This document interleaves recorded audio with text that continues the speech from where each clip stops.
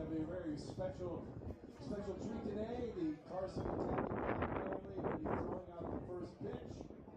Carson and his son Bear, 10-year-old son Bear, will be throwing out the first pitch. The sponsors, viewers, tremendous supporters of the Prune Packers. Each of them will be throwing out the pitch. When you are ready, sir.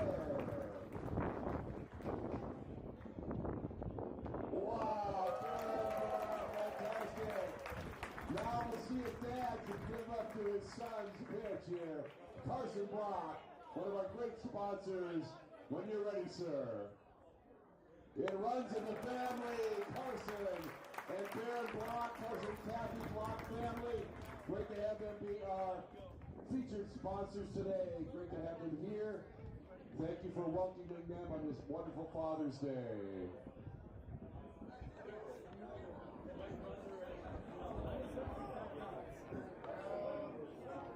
Hey, someone's coming.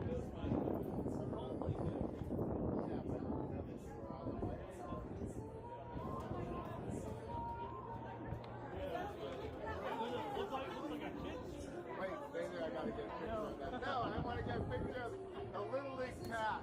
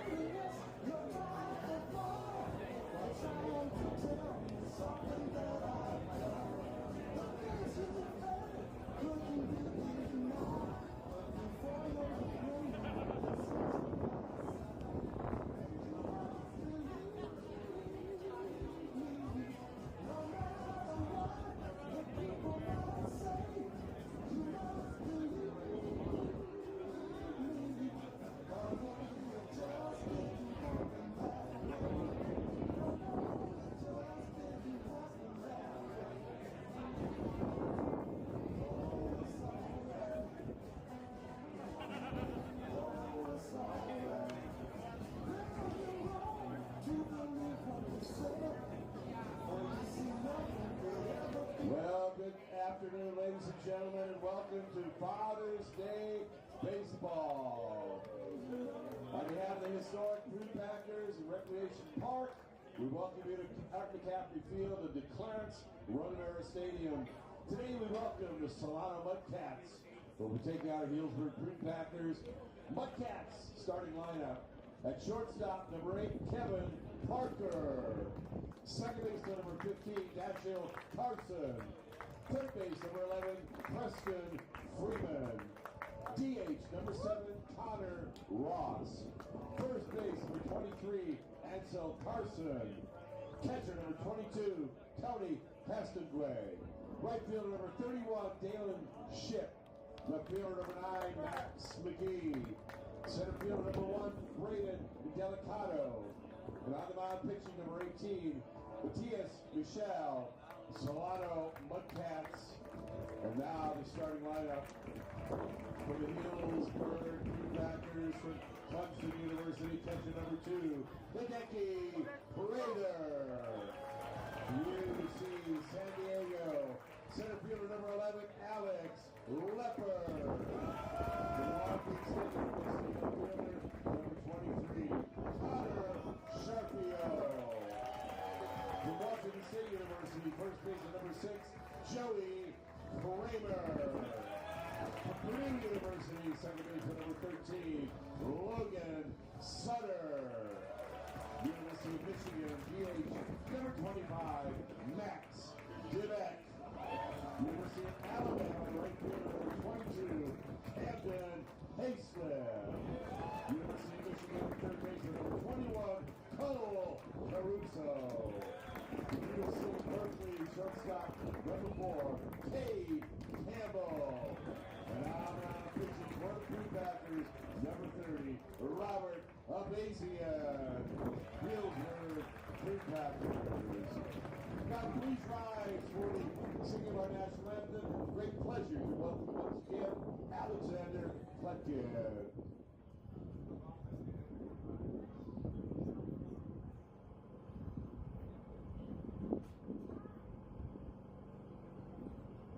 Oh, say, can you see by the dawn's early light what so proudly we hailed at the twilight's last gleaming, whose broad stripes and bright stars through the perilous fight over rampart we watched, and the rockets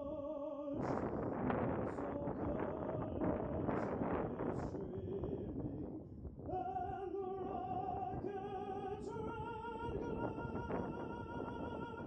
the bombs bursting in air gave proof through the night that our flag was still there. Oh, say, does that star-spangled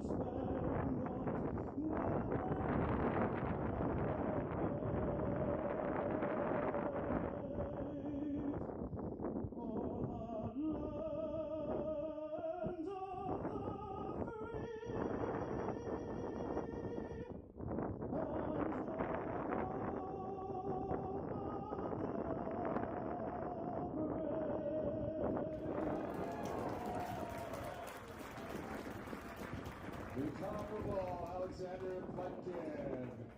Wonderful job, sir. Glad to have you back. Beautiful.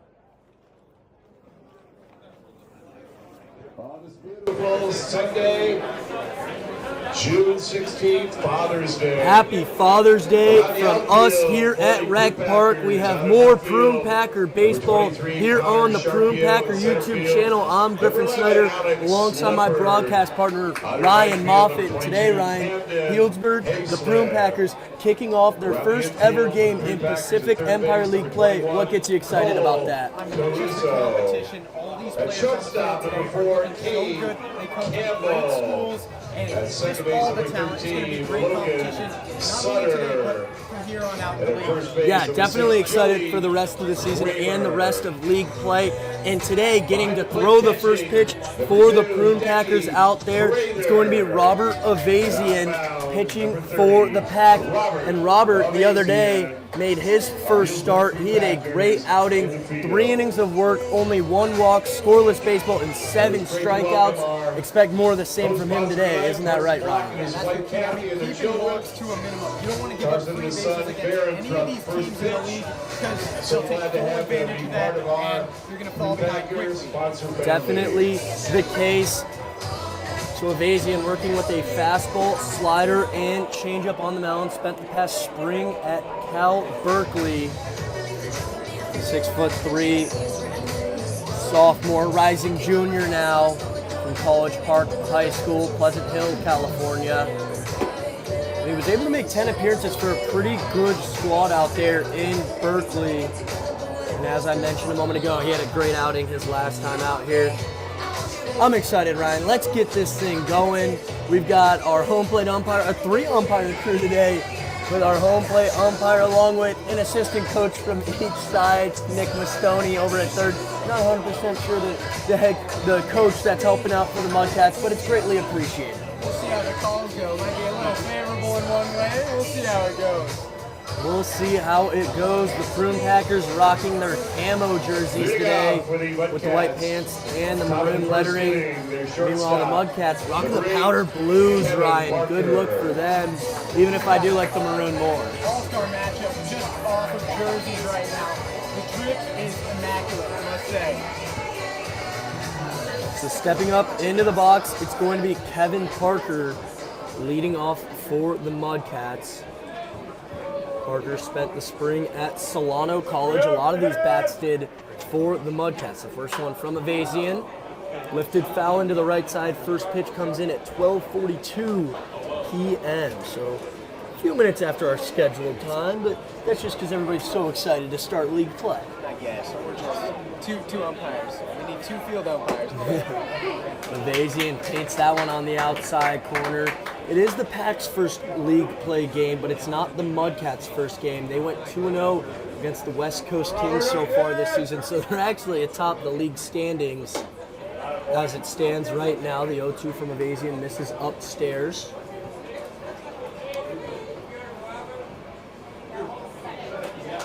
Parker hit .321 for Solano this past year. Swings at that one in the dirt, though. Prather handles it and fires the first for the first out of the inning. And defensively for the Packers, that's Prather behind the dish. And the Prune Packers Pacific Empire League making the play begins there. Today. Now batting second base number 15, Batting second. Dashiell Carson.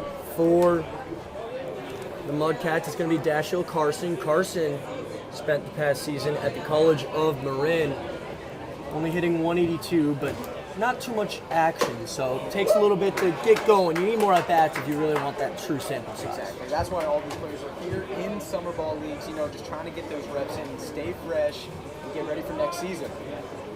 So Aivaizian starts off Carson, strike 1, fouls off the 0-1. Aivaizian gets ahead of him 0-2. He struck out 7 batters in just 3 innings of work his last time out for the Pack. He's looking to do more of the same. He's ahead of Carson 0-2. This fastball missing upstairs. Didn't really seem to entice a swing there, but changing the eye level, establishing the zone. Aivaizian right around that 90-mile-an-hour mark, topping out at 91 early with the fastball. The 1-2 now to the plate. That one misses just downstairs. He went to the off speed there. Couldn't quite get it in the zone.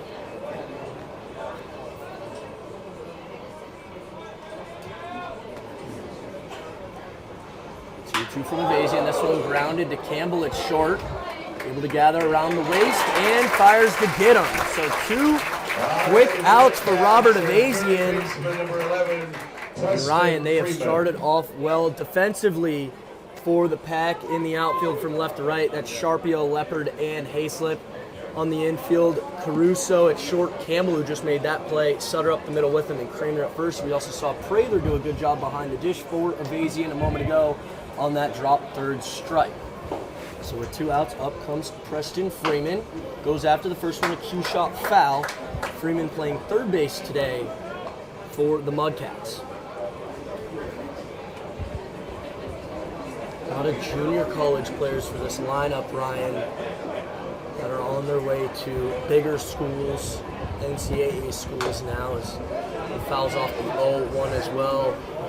Freeman spent the spring at Cisco College, where he batted .286 with a home run, but only 21 at-bats, so that home run a little bit more impressive. That's pretty impressive. Pick it up in just 21 at-bats, not a large sample size for the left-handed hitter.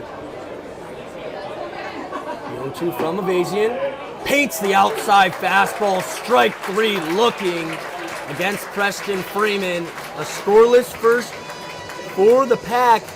They're going to try and strike first in the home half after we take a break.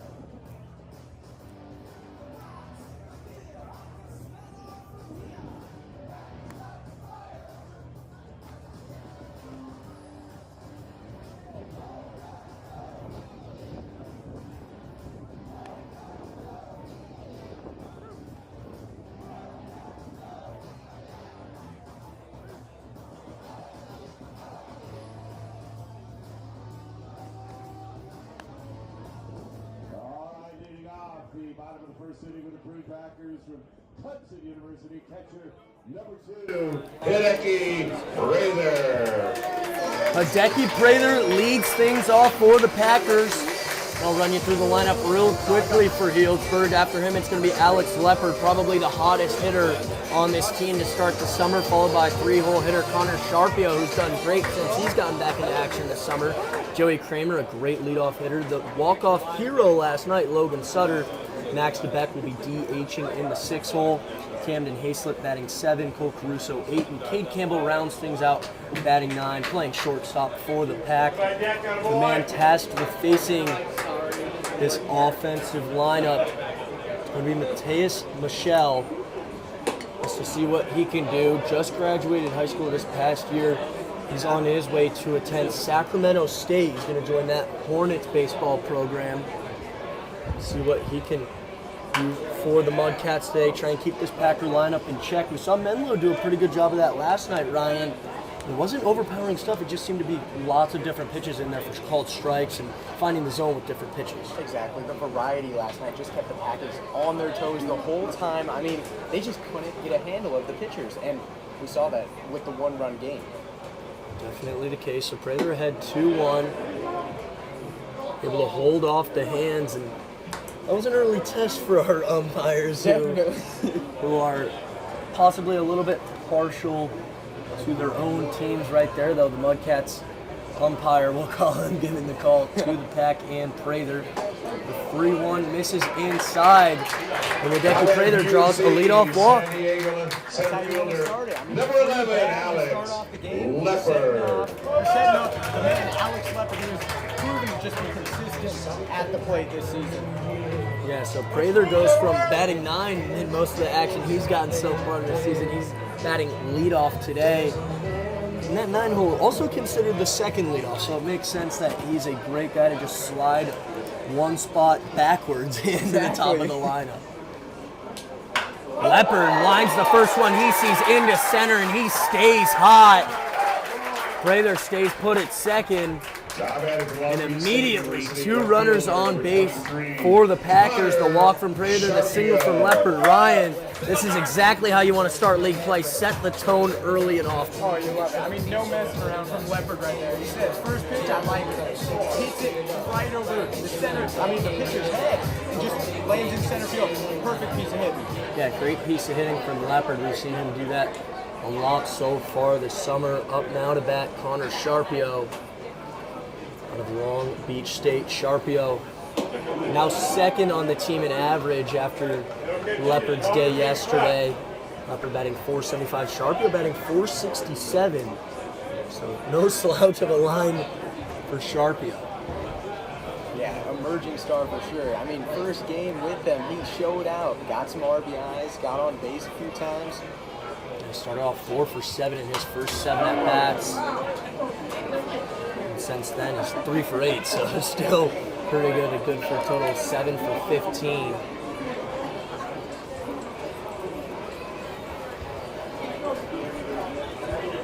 Either over at second. He's got 1 stolen base so far this summer. Leopard behind him at first has 4.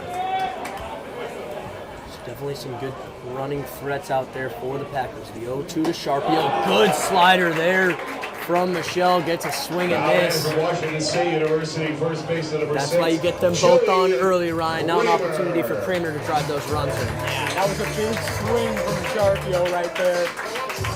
Michelle had his number on that pitch. Yeah, just a good job there by Michelle. Using the off-speed, we mentioned how that's kind of been the formula for success. I mean, it's a pretty basic formula. It's not saying much to say throw multiple pitches for strikes. But we haven't seen a lot of opposing pitchers do that so far this summer, and it looks like Matthias Michel might be able to do so. Starts that slider off on the outside edge. It dives away, and Kramer's able to lay off.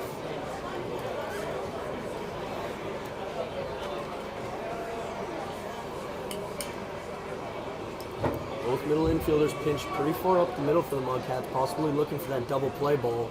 Second baseman Dash Carson really holding on Leopard. This one grounded off the hands to the third baseman. He's going to step on the bag, throw on the run. A 5-3 double play turn there by Preston Freeman.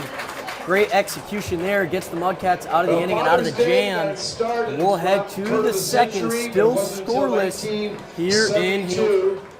Richard Nixon signed into law declaring that Father's Day be celebrated on the 3rd Sunday in June. 1972 became official Father's Day.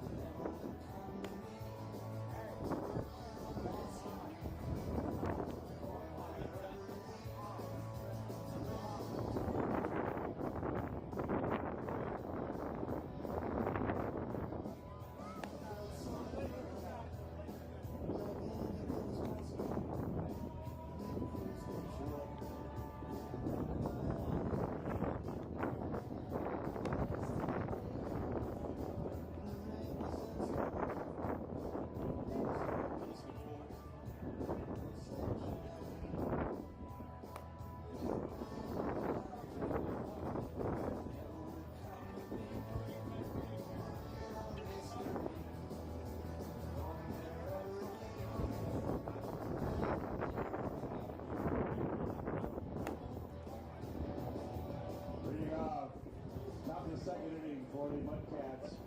Their designated hitter, number 7, Connor Ross. We head to the second here in Healdsburg. Robert Aivaizian still on the bump. No surprise there. A great first inning of work from him, Ryan. What'd you see that you liked that he did to start? I mean, it just shows if you let your defense do some of the work for you, it's going to be an easy outing for you, especially with this Packers defense who's proven to be so good out there. Yesterday, I loved the defense we saw from the Packers. Obviously, the offense only producing 1 run in 10 innings, but holding Medlo to no runs, and this one poked into center. Leopard, a diving play, robs Connor Ross of a base hit. How about that? And right on cue, Ryan, right as we're talking about the defense. Oh my gosh.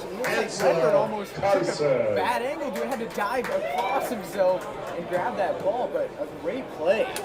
Yeah, that one, I think a little bit off the end of Ross's bat, a little out in front. That's why he wasn't able to get it over Leopard. But as it was diving into center, I think you're right, maybe a little bit of topspin, funky spin, made it tougher.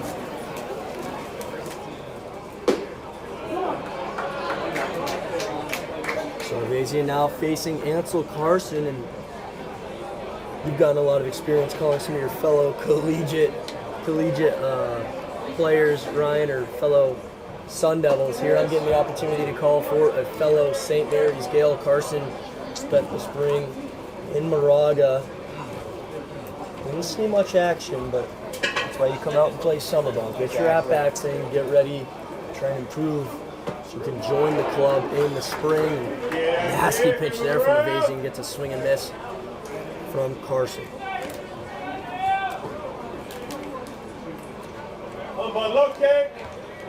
Ansel actually a switch hitter, so he's in there on the left-handed side to start against Aivaizian. He's playing first base today, leaves the fastball up and away. Yeah, some of that defense that was going on yesterday, Ryan. We saw Sutter make some great plays over at third, turning a few double plays, did the Pack back up their pitchers. So it was a day where the offense wasn't necessarily clicking, but the defense definitely was. That breaking ball fouled off by Carson, stays alive in there. Count still even at 2 balls and 2 strikes.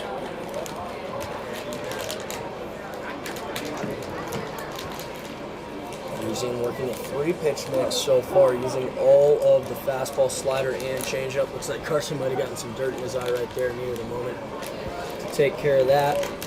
Changeup and slider, both around the same range of velocity in the lower 80s. The slider getting up to around 83.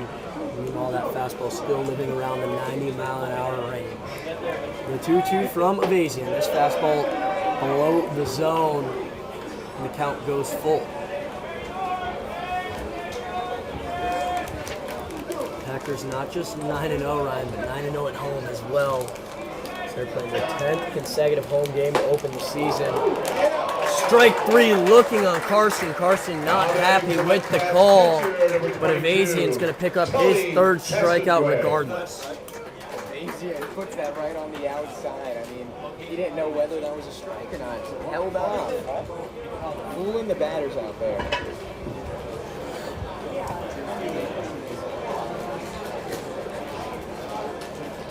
So now up comes Tony Castonguay. He's the catcher and backstop today for the Mudcats. Fouls back the first one, gets a good piece of it. Sometimes that's a good sign that you're on the fastball. So maybe see Aivaizian go to some off speed here. That pitch against Carson, that probably could have been called either way. Was just checking out the TrackMan data on that one as Castonguay foul tips another fastball. So a little bit more of the same there, Ryan. Yeah, he's fighting. I mean, this is a guy, this is what a catcher should look like. This is a solid guy. He's looking to hit, that's for sure.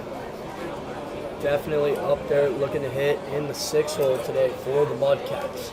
Aivaizian in the windup, the 0-2. Fastball upstairs, swing and a miss. Registers his 4th strikeout in just 2 innings of work. Rob Aivaizian has been untouchable so far this summer for the Pack. We head to the home half of the second. We're still scoreless here in Healdsburg.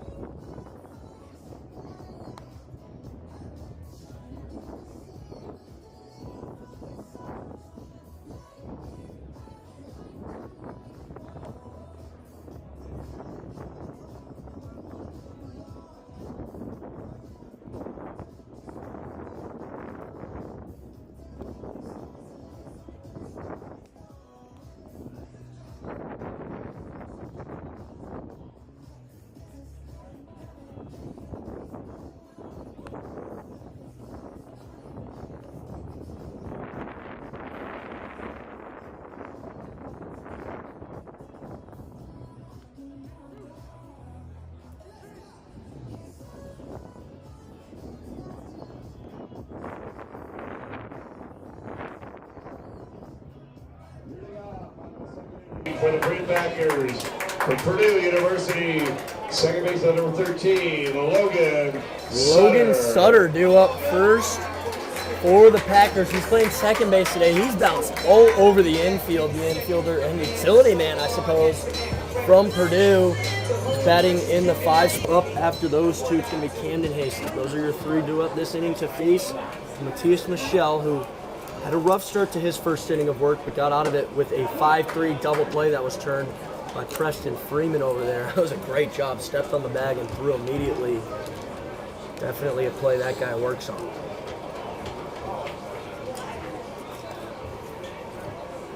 Michel's 0-1 to Sutter. Sutter lines it foul to the left side.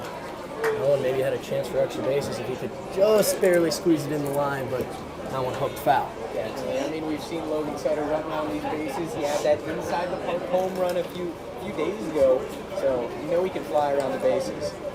Yeah, that inside the park home run was absolutely electric out to center.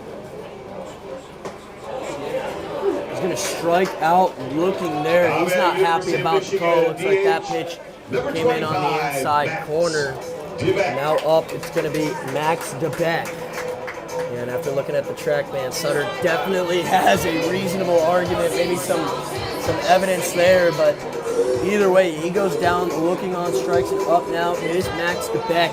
He's batting .406 so far for the Packers. Takes the first one, blown away in the dirt. Ryan lately, at least this week, you can still see it on those flags out in left center on the pole. Center field has just been an absolute graveyard for baseballs. Anything driven out there has just kind of died if it hangs up in the air too long. And kind of saw that on the ball Leopard had to dive in for. I think the wind might have knocked it down a bit, caused that read to be a little shaky. Exactly. I mean, you see this wind blowing in towards us, so it just gives it a tough time for batters today. Especially after the first half week, pushing towards the week, the first few days here at Rec Park, everything was leaving the yard, and now it's a little bit tougher. Really got to get a hold of it if you want to beat that jet stream as DeBeck grounds to the second baseman. A lob throw there from Dash Carson over to Hansel Carson. Right fielder, number gets DeBeck for the second out of the second inning. Now Camden Hayslip up to the dish. It's now his job to see if he can get something going for the Packers offensively. Hayslip batting .222 so far this summer, but only 9 at-bats, 2 hits in those 9 at-bats. Takes a little bit to get used to getting your timing down. It's especially tough when you come in a day like yesterday, he pinch hit, and then you've got to face pitchers like Rudell and Mujia, just slowing things down, keeping the Packers bats out in front. Hayslip takes the 0-1 down in the dirt, and the count goes even.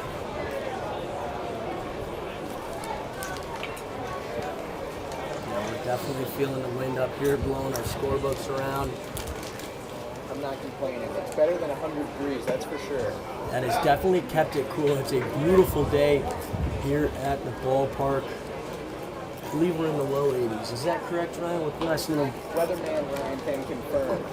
Nice little bit of a breeze coming through Rec Park here in Healdsburg. So some great weather for some Sunday, Father's Day baseball.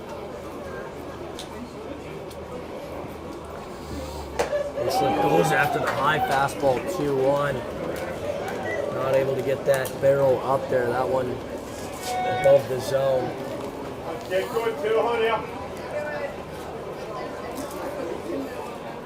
It's always a tempting pitch in a leverage count. That high fastball, the batter's eyes light up. Breaking ball, Hayslip gets a hold of, but foul. Just a little bit out in front of that one, Ryan. That almost was the first run of the ball game. I mean, that was crushed. Boys and Girls Club, watch out. Yeah, over in foul territory. That Boys and Girls Club definitely could have found a foul ball coming off the side of the building. 2-2 off the hands and flicked out to left field by Hayslip. He's going to go for a hustle double into second. Not quite going to work out for him, though. Saw the left fielder maybe moving a little bit slow out there in McGee, but he was ready to make the throw into second. So another 3 up, 3 down inning. This time it's for the Packers as we head to the third. Still scoreless here in Healdsburg.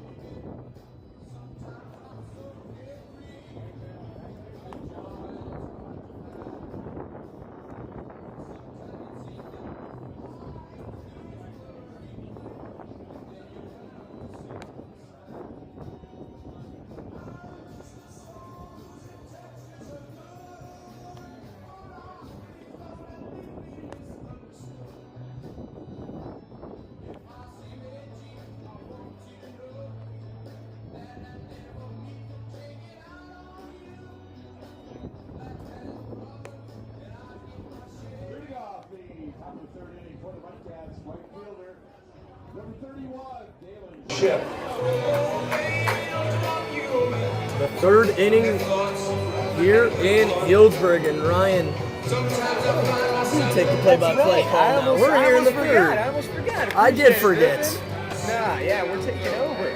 Jeez, you would have got an extra inning out of me. So that's okay.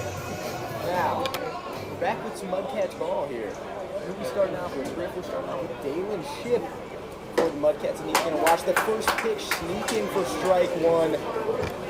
So Aivaizian still on the bump for the Prune Packers. Looking to get another quick inning out of him.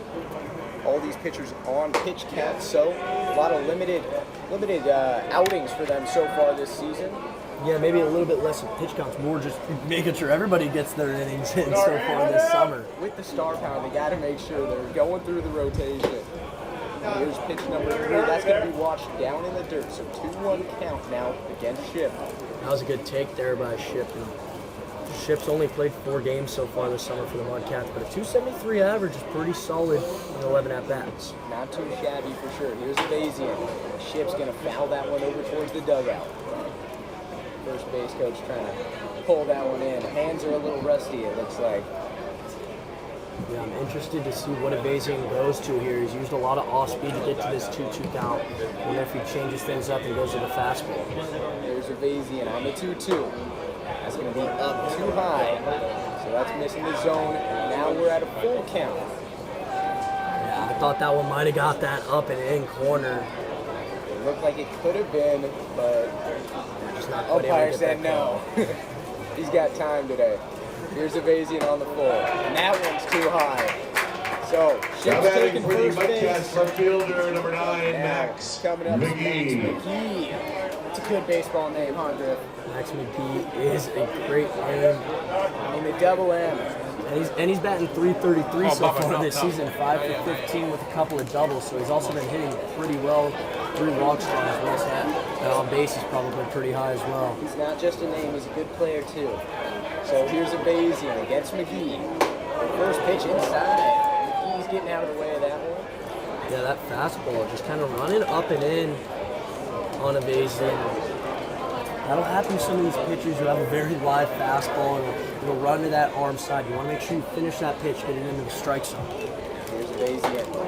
That one's going to miss too. So 2-0 count for McGee. He's got Ship over on first. And I wouldn't be surprised if he does issue a free pass here to McGee. Maybe Coach Gomes comes out, has a conversation with him. We've seen him do that. We saw him do that yesterday, just trying to help his pitchers lock back in. Did that with Derek Schaefer yesterday in the 10th, and it worked out pretty well. Now here's McGee. Gets a hold of that one, but that's going to be foul. Over towards the third base side. So 2-1 count for McGee. And it looks like Aivaizian's starting to find that zone again.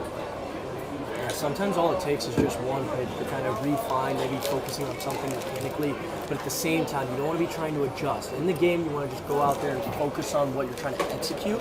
You don't want to worry about your mechanics out there on the mound. It's the same with the batter in the box. That's something you work on your off days. I hear what you're saying. Yeah, you want to establish those habits on the off days rather than when you're out there on the mound in game, especially in first league game. Bad idea. Now here's Aivaizian on the 3-1 count, and we've got Ship trying to go. He's stuck in a bit of a pickle, and he's going to dive back to first, and Aivaizian doesn't get it there in time. That's a tough one there. Aivaizian and the defense did a great job communicating.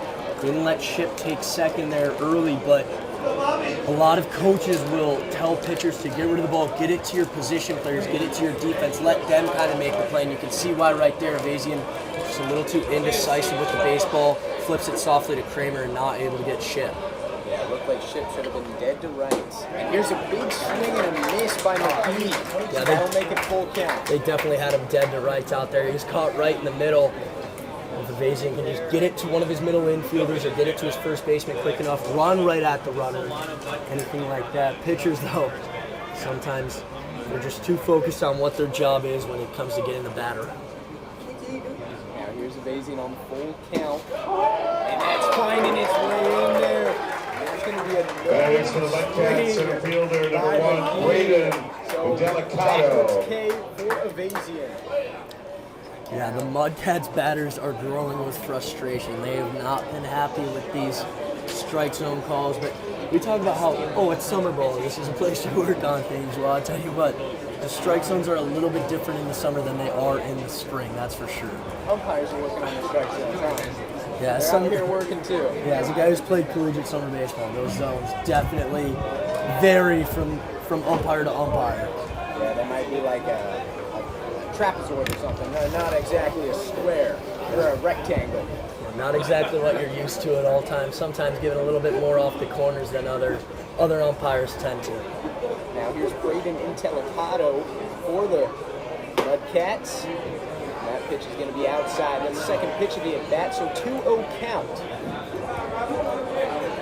Yeah, he spent the past season at Solano as well, so the Mudcats doing some local recruiting to set up their season, their summer ball year. Making the commutes easy on the players, you know. And a big swing and a miss by Intellicato. So that's first strike of the at-bat.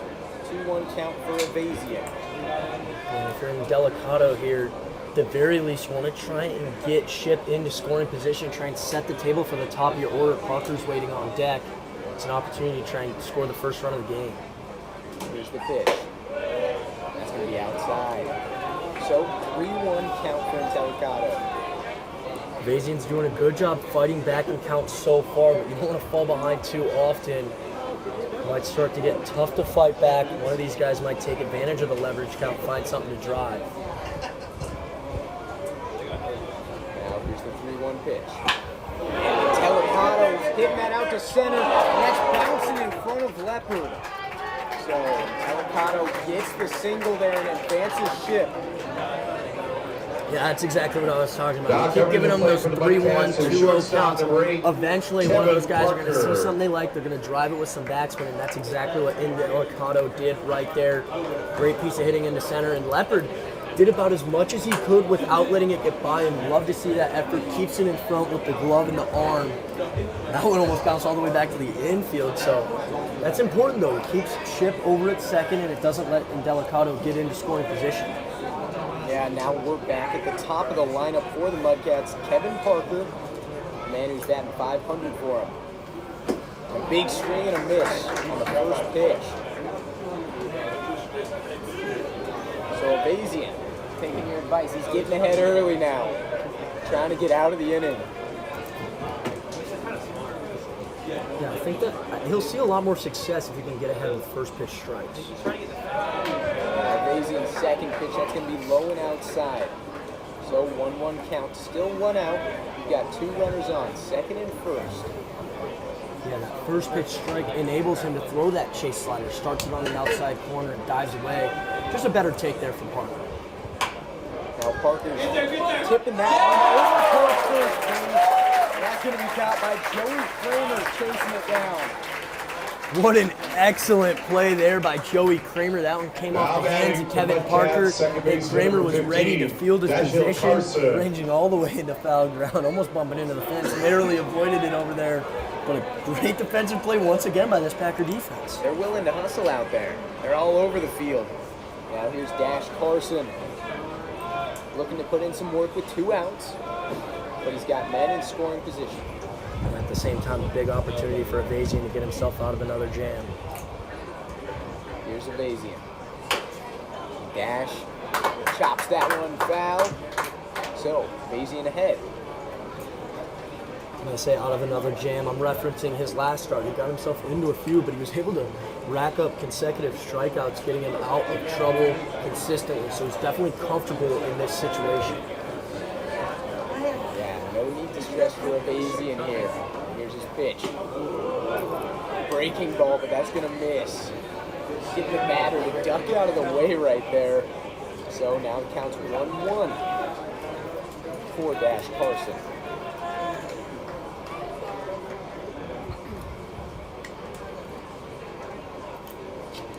Here's the pitch. That's going to be outside.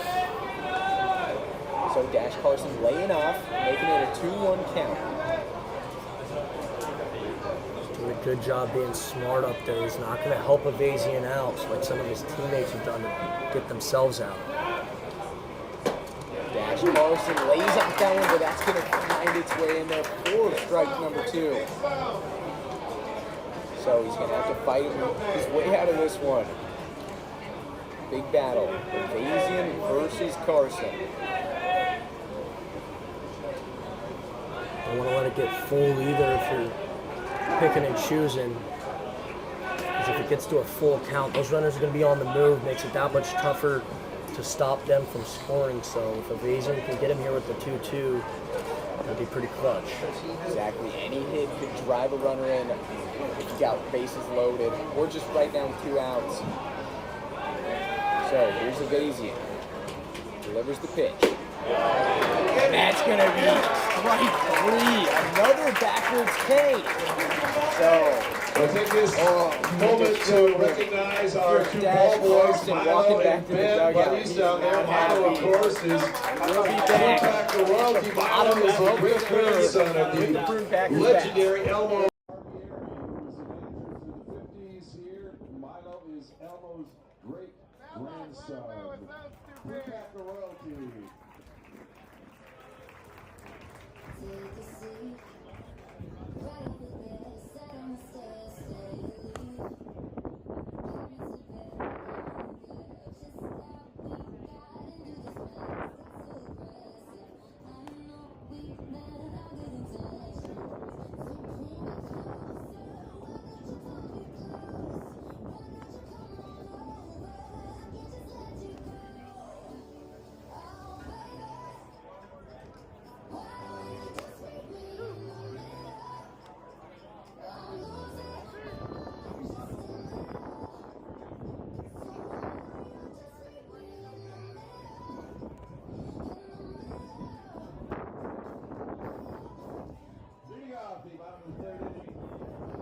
Packers, University of Michigan, third baseman, number 21, Cole Caruso. Packers maybe put some runs on the board, we don't know. But starting off with Cole Caruso. So what do you think Cole Caruso's approach should be here, Griff? I think it's important to just find any way to get on base, get that leadoff runner going again, because that, like, exponentially increases how common it is to score when you get that leadoff man on. It's always bringing the stats in. Baseball, big stats game anyway, so we need them. Now, Caruso watching that first pitch for ball 1. Coming up after Caruso, we got Cade Campbell and Hideki Prather. So Caruso watching another pitch that's outside. 2-0 count.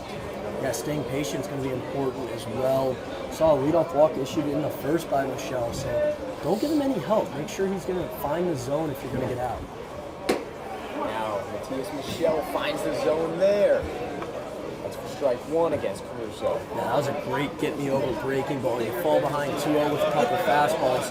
Being able to flip something in there is a great way to get back in the at-bat. Caruso's going to chop that one over the shortstop. Kevin Parker slings it over there. And umpire's calling that out. So first out of the inning, Michelle gets out of the jam.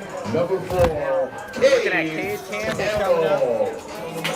Campbell batting 158 this season, but he's looking to maybe turn it around, get some hits in this game. Yeah, Campbell didn't see a whole lot of action in the spring, so this summer this is his chance to start get some at-bats, and they haven't even been consistent yet this summer. But as he starts to get more and more looks at some pitches, it'll help him get ready. Exactly. Here's Campbell popping it up over towards the right field line. He's running over to second base. Looks like right fielder Dalen Shipp couldn't get a hold of that one. Or poor communication with Ansel Carson, who was also running over there. Clemson University, catcher number 2. Yeah, that was good. If you're Campbell, he got a little jammed up there. He wouldn't be too happy with it. But there's also been times where he's barreled the ball and hasn't gotten to hit the show foot. So right there, just a strong enough swing to still get it out into right, lands in between that Bermuda Triangle, that second, first, and right field area. And not only that, but it also spins out and allows him to get extra bases. So pretty soft double there. Yeah, putting a gnarly spin on the ball. Now we're back at the top of the lineup with Hideki Prather. Now it's easy work. He's got Cade Campbell at second base. Only 1 out. He's watching that first pitch for ball 1. Good take there from Prather. You want to stay patient. Campbell got jammed up inside going after the first one. We also saw Caruso get ahead in his count. So you want to take advantage of Michelle not always being in the zone.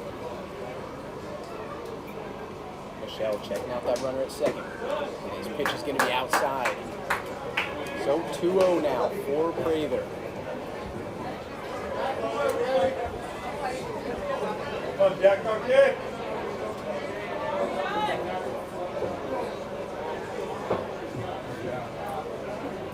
Michelle comes set. Now here's the pitch to Prather. Outside once more. So count is now 3-0 for Prather. Yeah, Michelle's got to change the starting point on that breaking ball. He's starting it on that outside corner, and it's just missing the zone. If he wants to throw that breaking ball for a strike, he's got to do it like he did to Caruso. Start it at that front shoulder, get it to dive into the zone. Now, here's Prather on the 3-0 count. He's going to watch that one and not squeeze it in there for strike one. It's a tough one. If you're Prather, not sure if that was necessarily a strike, but with the way the zone's been called, that is somewhat consistent. It doesn't hurt Prather too bad quite yet because it was a 3-0 count. Now he's in the hitter's count, 3-1. Now here's Michelle's pitch. Outside again. So struggling. How about UC San Diego center fielder number 11, Alex Leopard. He did have an open base to work with there, so it's not too harmful because Campbell was already standing at second, but you definitely don't want to put more runners on for Alex Leopard, and you got to get a hold on that breaking ball. He keeps on starting it too far to his glove side. I think maybe just cutting it off a little bit. It's making it tough for him to get enough strikes to stay in these at-bats. Like you were saying, you don't want to give the Prune Packers more ammo to work with. I mean, Alex Leopard lines that one over towards the right field line, but that's going to be foul. And it looked like that same slider, that same location that Prather was getting, but since it's coming in on the hands of Leopard, much easier time turning on it, maybe giving it a chance to be in play. It was just a little bit too far inside, almost coming at that back foot, and he pulled it foul. So Leopard down 0-1, still 1 out. He's got 2 runners on for him.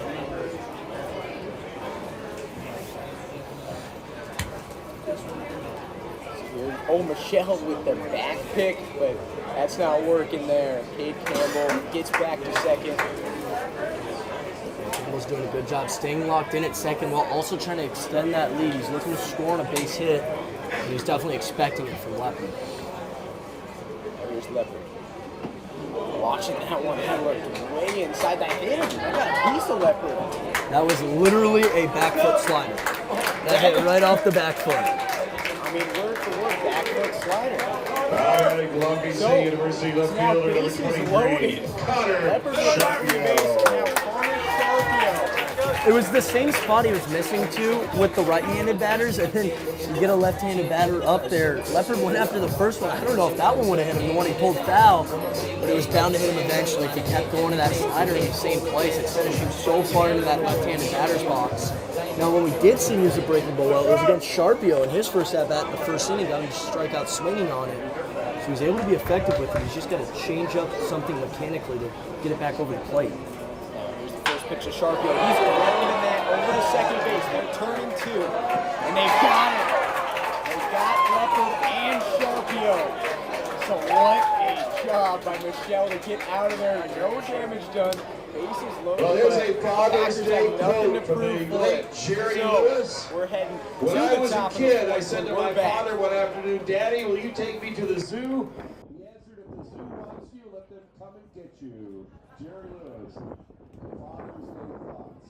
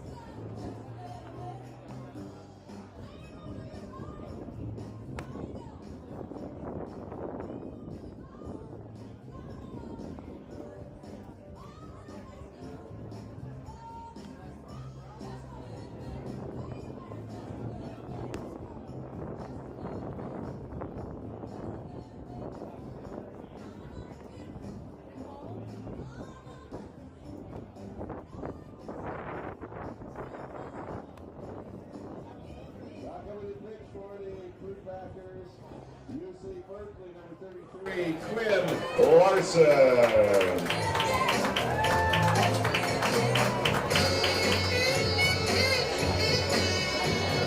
All right, we're back, and we've got a new pitcher on the mound. We've got Quinn Larson, UC Berkeley man.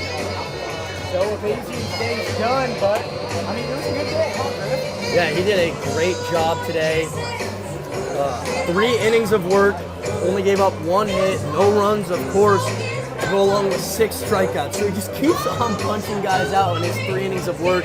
Hopefully that becomes a staple this summer for the Packers. Pitching and defense has been Top of the 4th key for them inning. in winning. Mudcats coming to bat. Little to no runs in almost all of their games. Leading off for the Mudcats, we've got Preston Freeman, their 3-batter.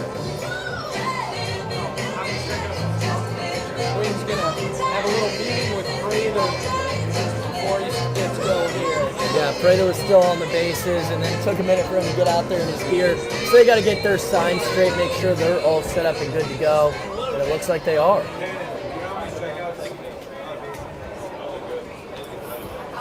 So Freeman stepping in the box now, ready to go against Quinn. Do you know the top Quinn's speed? first pitch. That's going to be hit by Freeman, opposite side. Over to left field to Connor Sharkey. Now back with He's going to get a Mudcats, single. PH number 7, Quinn. Connor Ross. Yeah, that's a good piece of hitting there from Freeman. Sometimes you just got to go inside out with it, flare it the other way. We saw some Packers do it earlier today, and Camden Hayslip and others. So sometimes that's all it takes to get on. Just going the other way when you're facing the opposite-handed pitcher. Now Quinn's facing Connor Ross. Ross is going to foul that one back here.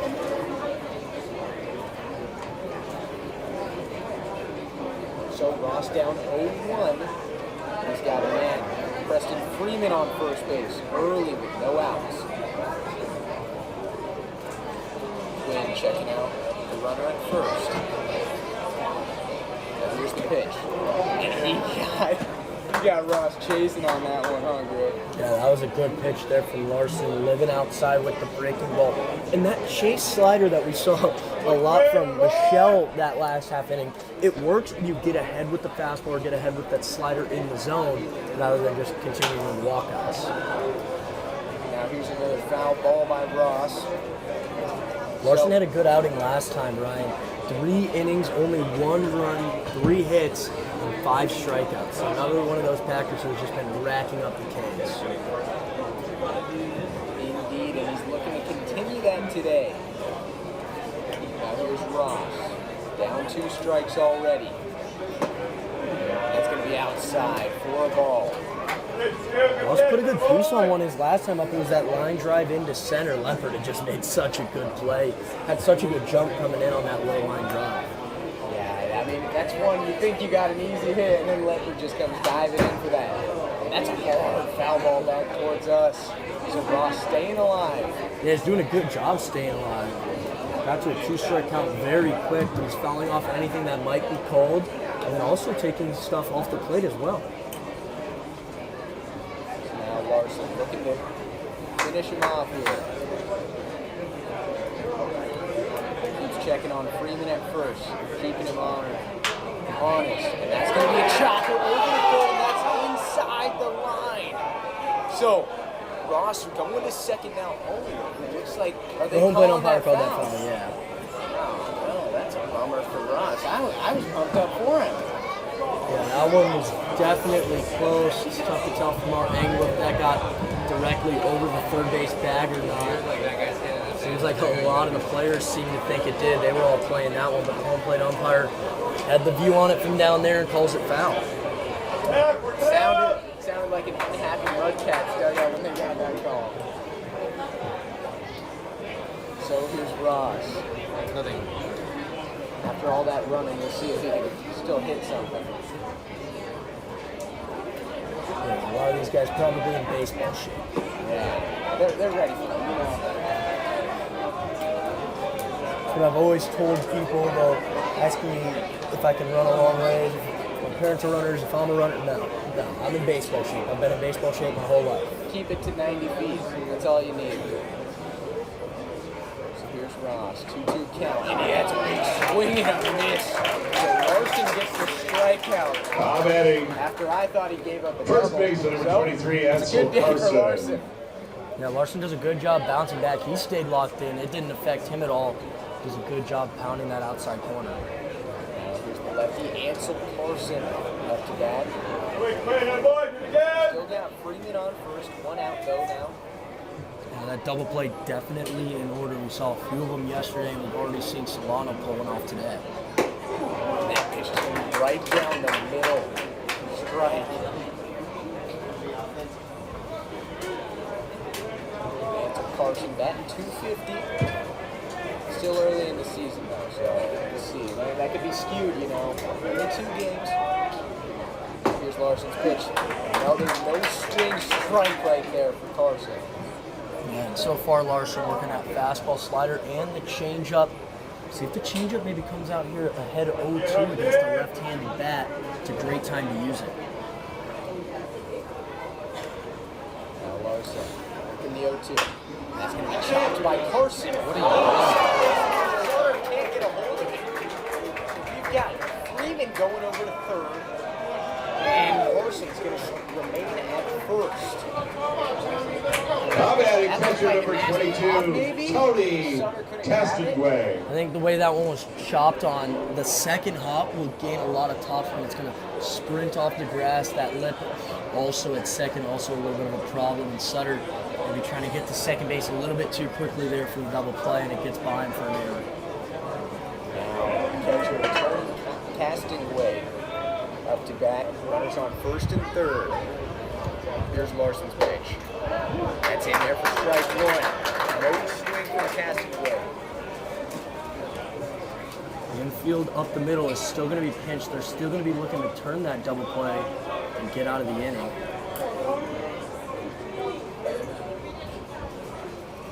Larson working the 0-1. Here's the pitch. And there for strike 2. So 0-2 count. 1 out for the Packers.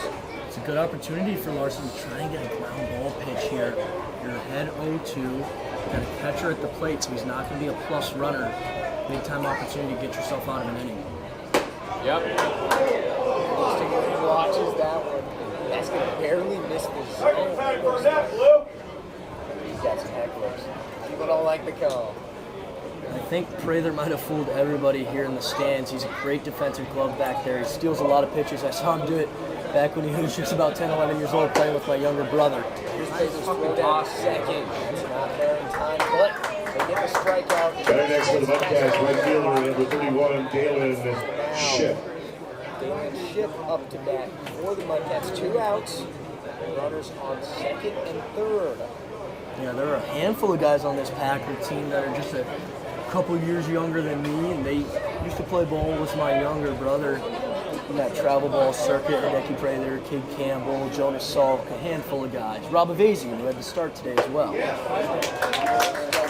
So you're amongst some elite people in the baseball world, Griffin. I definitely went through that travel ball circuit in California. You meet plenty of people throughout the years. There's so many baseball players coming from California. It's bound to happen. Pitching material, swing and a miss right there for Ship. So 0-2 now. Yeah, that right there is what you call a sword. That slider he didn't want to commit on, but he still ended up swinging. Bad look there for Ship, but the good news is that's only 2 strikes. He still has a chance here to help the Mudcats strike first. Now here's the pitch from Larson. And swing and a miss, so Larson gets out. This day in baseball history, 1978, the great Tom Seaver pitches the only no-hitter of his brilliant career. 1978, Tom Seaver, no-hitter. On this day in history.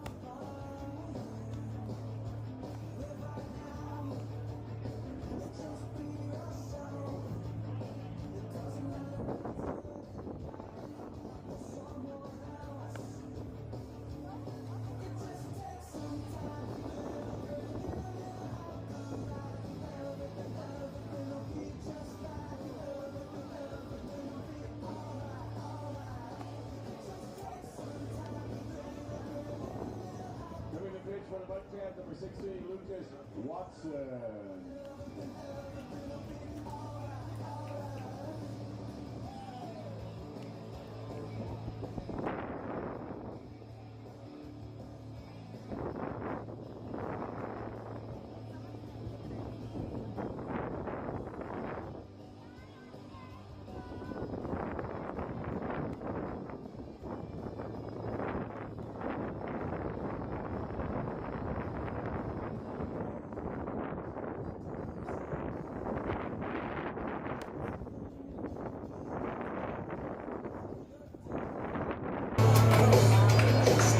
Leading off the bottom of the fourth inning for the Prune Packers. And it's still me. I'm still doing it. I made a mistake. I apologize. Griffin's just on me all the time, so I wasn't sure. But we've got a new pitcher now for the Mudcats, Lucas Watson. He's going against Joey Kramer for his first batter he's facing. So Watson, we're going to see what he's working with today. Oh, fastball right there. Ball number one. He does look like he's got some good velo. That one came in at 93, and that's just his first fastball. It's only going up. Maybe he'll get up to like his 98. So here's Kramer. Ready for the second pitch. He gets a hold of that. Over towards left field. Looks like they're camped right under that. Max McGee gets that for out number one. Purdue University, second baseman, number 13. I think if Kramer hit that ball last week, it might have gotten out of the park. When it goes too high in the air, and especially that left side, that's when the wind's going to start to catch it.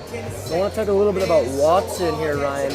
Just finished his junior year at Regis University. He had a pretty high ERA, 13.94, but 18 strikeouts and 10 innings of work. So he's one of those all-or-nothing pitchers. It's about getting that control reined in to be incredibly effective. I love it. All or nothing. You know, I'm either striking you out or you're taking the yard. So I love it. That's my style of pitching if I were to pitch.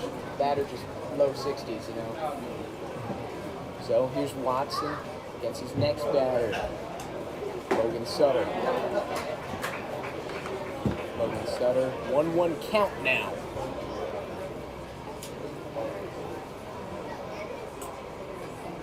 Watson comes set. Here's the pitch to Sutter. That's going to bounce in front of the plate. So a little too short on that throw by Watson there. And Sutter's count's going to go to 2-1. Yeah, Watson's appeared in 2 games so far for Solano. Started one of those games, only 3 innings of work though in those 2 appearances. They were scoreless baseball with 9 strikeouts in just 3 innings of work. So I don't think he's recorded an out that isn't a strikeout so far, Ryan. This guy's legit for sure. I guess here's Watson. The fly out to left would have been the first one. That was not a strikeout. There you go. Right. So the Prune Packers broke the streak there. A good thing and a bad thing at the same time. Now here's the pitch to Sutter. And that's going to be outside, making it a full count. And this is where he starts to see trouble. Sometimes just can't quite locate. So Sutter can take advantage. Come on now. Let's go. Come on, Packer. So here's the pitch from Watson. Full count. That's low and outside. So University of Michigan, PH, number 25, Max. Maybe just trying to throw the fastball too hard there. Cuts it off. It only went about 57 feet. Just didn't quite make it to the dish. That's too easy of a take for Sutter there in a full count. That's where you're going to see Watson maybe run into some trouble, especially now with the runner at first. We'll see how he works out of the stretch. He's facing DeBeck. Max DeBeck, the University of Michigan guy.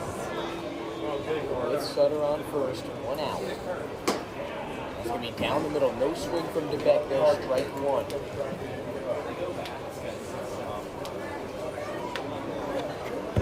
So we'll see how Watson performs with the runner on. Here's the pitch. Throw back to first by the catcher. Not in time to catch Sutter. Yeah, Sutter was back in plenty of time. He was ready for that to happen. He saw that fastball go up and away. Saw the first baseman, Ansel Carson, breaking first. He was right there with him. Here's Watson firing. Back fouls that one back.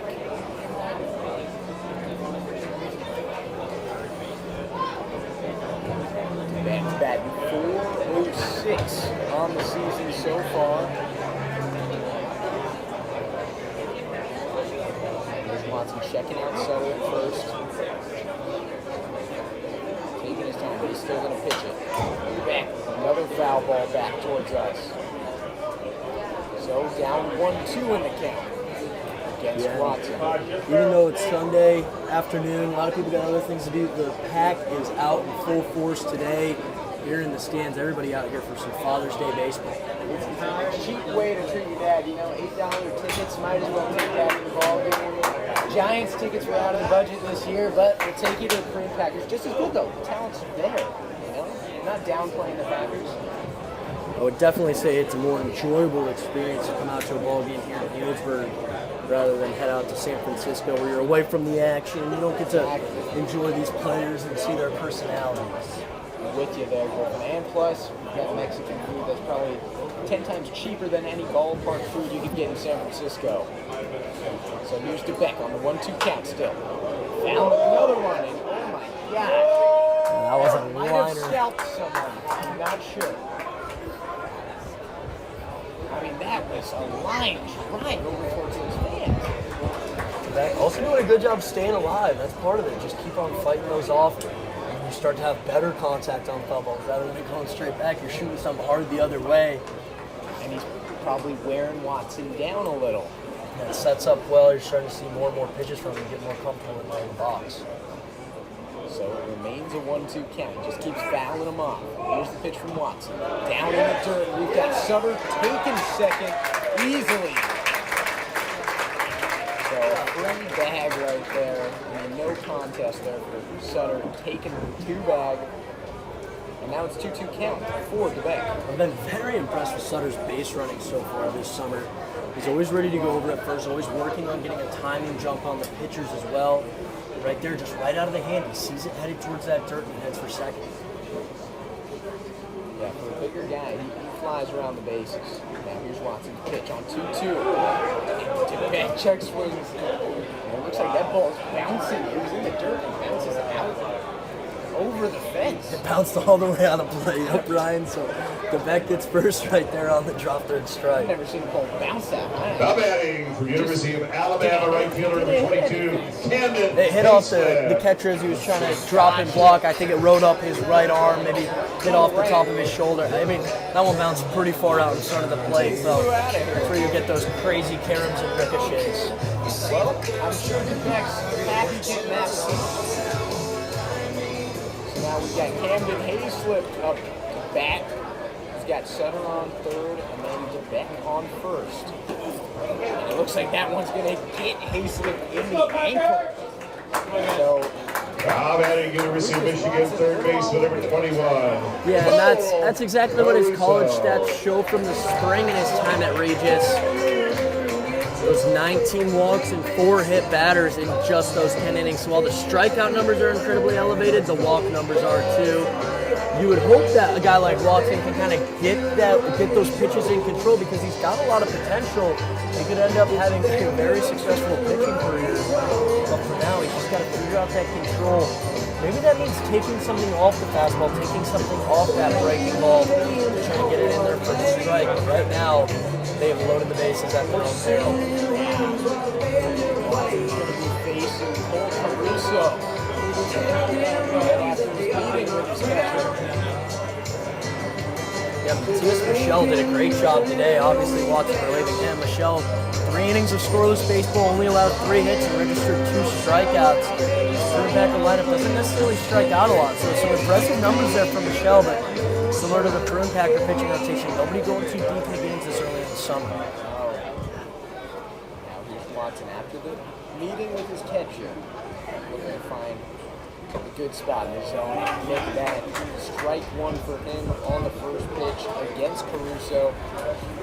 And I tell you what, despite the fact that the breaking ball's coming up short, he's getting these Prune Packers to go after it. Beck reached on a strikeout, don't forget it, just bounced so far in front of the plate, wasn't able to get him at first. Yeah, he's getting these Packers to chase for sure. And here's Watson's second pitch, that's going to be outside. So 1-1 for Caruso. Caruso batting .217 so far.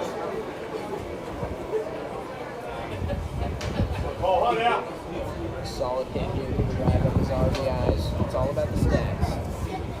Now here's the pitch.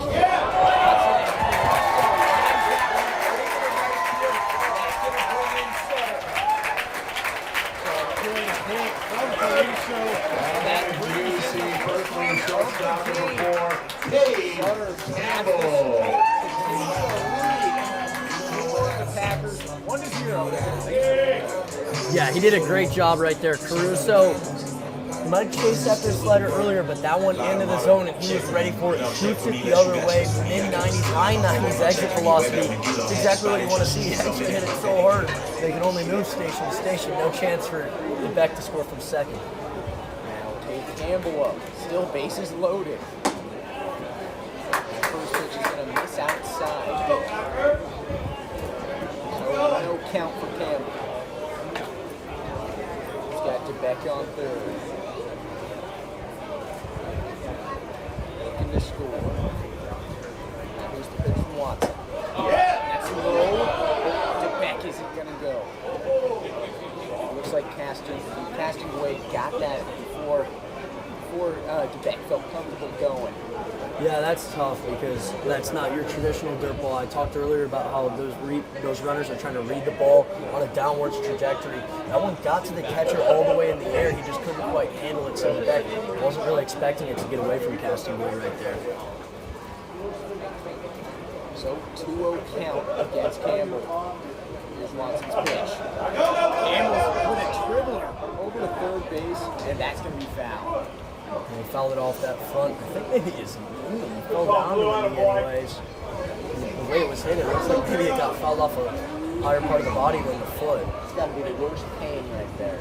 Yeah, it's definitely not a good feeling when you foul it off your own leg. He's got that shin guard down there protecting the ankle. That's what's making me think it might have hit just a little bit higher up on his leg, but it looks like he's all right, which is good to see. You might need a full leg guard, you know? It might help. So, here's Watson, 2-1 count against Campbell. Campbell's watching that pitch as he finds the bottom corner of the zone to make it a 2-2 count. Yeah, good job there by casting away. Able to steal a strike right there. Now Campbell's in a little bit of a hole because of the call. Just Campbell, 2 strikes against him. Over to second base. Dash Carson flips it 2. Throw to first is going to be good. Double play for the Mudcats to get out of the inning with only 1 out, or one run for the Packers. And now, going into the next inning, Griffin will actually be taking over. I'm not just lying to you. So we'll catch you then.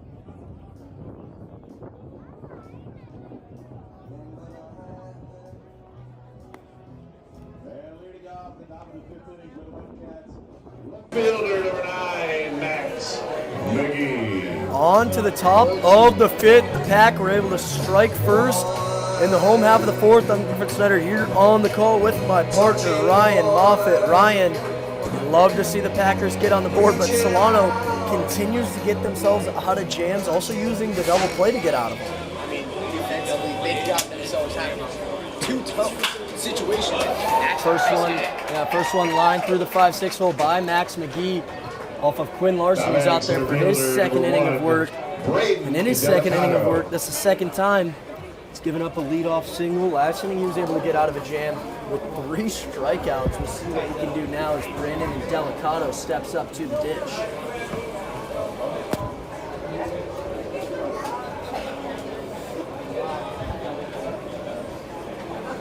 Delicato from Yuba City, California. Switch hitter, one of a few on this Solano roster. It's the first one on the inside part from Larson, called strike 1. The lineup is waiting on deck. Parker, the other man, due up to begin the inning. Don't want to allow too many runners to reach when they flip the switch to the top. Another one taken for a called strike 2 in Delicato. Larson really pumping that. I mean, he must be getting up there in speed because he's pumping the zone right now. Yeah, he's topping out in the mid-90s right now. Top velocity on the fastball of 95. Oh my goodness.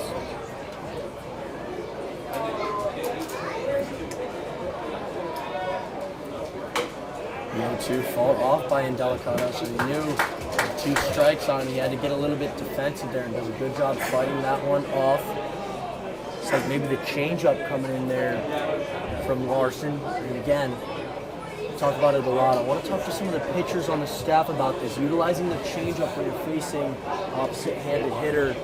That's the pitch that's going to kind of run away rather than throwing the breaking ball in on the hands. Larson goes back to the fastball but misses away.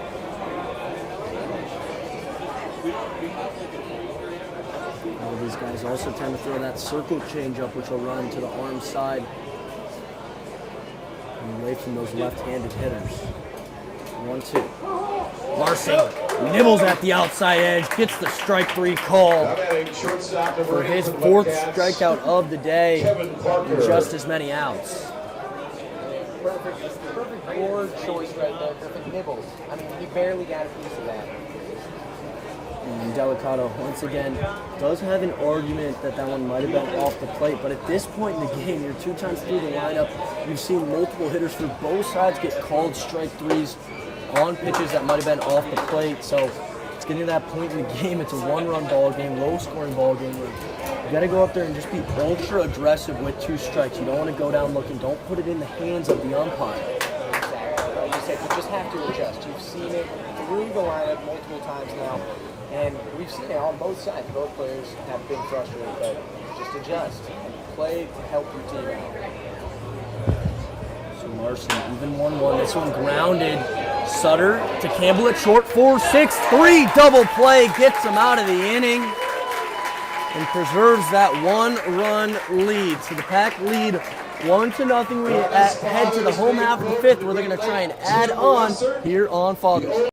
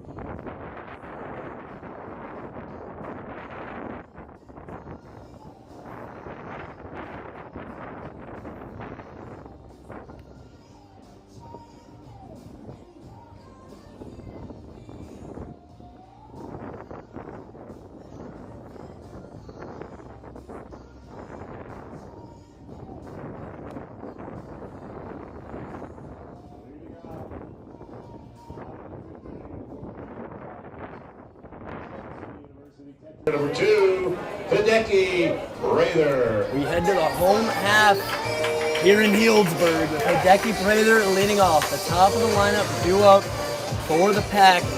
Following Prather, it's going to be Leopard and Sharpio. Prather so far today, no official at-bats, just a couple plate appearances that resulted in walks for today's starting catcher. Goes after the first one, fouls it off his front foot, falls behind 0-1. Watson now working into his second inning on the mound. See how that goes for the right-hander. Trying to find the strike zone probably a little bit more here in the fifth than he did in the fourth. It led to that run scoring for the Packers. Misses with the 0-1 upstairs.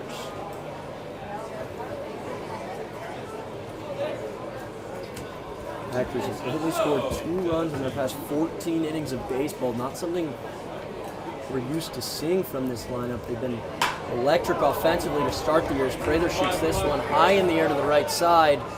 Right fielder grabbing it down to a knee is Dalen Ship for the first out of the fifth. 11, Alex Leopard.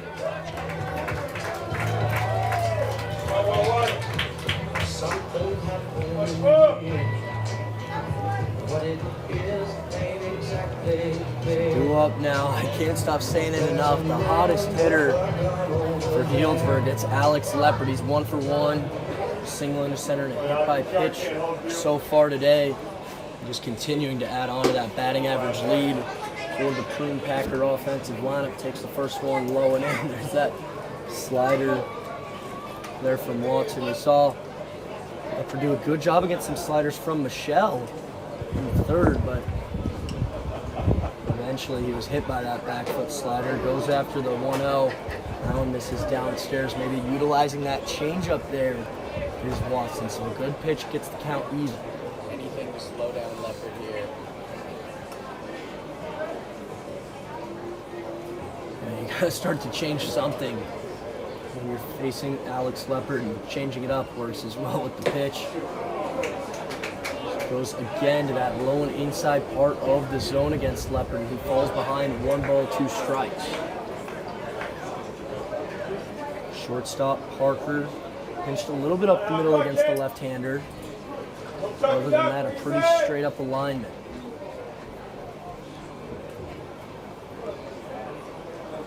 Taking his time with the 1-2 on its way. Leopard takes strike 3 on the high and away corner. Good executed pitch there from Lucas Watson. Gets his second strikeout of the inning and his first strikeout of the day. Quick work in this inning. I mean, already 2 outs, so he's in a prime position to just get out of here and keep the pitch count low. And credit to the Solano coaching staff. They didn't rush to pull him, even though he struggled in that first inning of work. He did surrender a run, but if you're the Mudcats, you're expecting to put a run up on the board at some point yourself. Otherwise, you're never going to win a baseball game without scoring. It's the key to winning. It is the key to winning as Sharpio steps into the box now. Let's get a 2-out rally sparked here for the Pack. He's behind 0-1 after swinging and missing on the slider. Goes after the next breaking ball. A missile out to left, but foul. Just a little bit out in front of that one. He definitely had a beat on it, though, after swinging and missing on the first one. Yeah, that's a grown man swing right there. I mean, he took that for a ride. Yeah, that one was hung right over the middle. Sharpio, that might have been the best pitch he's going to see from Watson. We'll see if Watson maybe tries to avoid him staying off the plate here with the 0-2 count and 2 outs. And that fastball up and away. Sharpio lifts it to the right side. It's in that Bermuda Triangle again, this time in foul ground and dropping out of play. So Sharpio stays alive. That wind talks about how it kills the ball in the outfield, but it also pushes the ones on the right side further that way. I mean, they were running against that line right there, and it pushed it all the way out of play, so wind definitely a factor today. Sharpio doing a good job. Earlier we saw it would have been a double called foul, and those guys always hustling out of the box.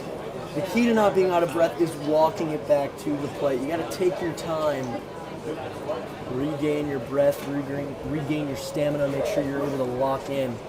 That was a golden rule when I played. You never jog back, you never hustle back to the box. Take your time for your at-bat. I was always hustling. That's probably why I wasn't very good, huh? Charlie Hustle and Ryan Moffett, huh? Pretty much. I like to hustle too, but then once I got yelled at for hustling, I realized I'm going to walk back, not be out of breath when I'm in the batter's box. Trying to see a pitch and catch your breath at the same time is not easy to do. Or they might put you at ball boy if you keep hustling. It's hard enough to hit a 90-mile-an-hour fastball, let alone when you're out of breath.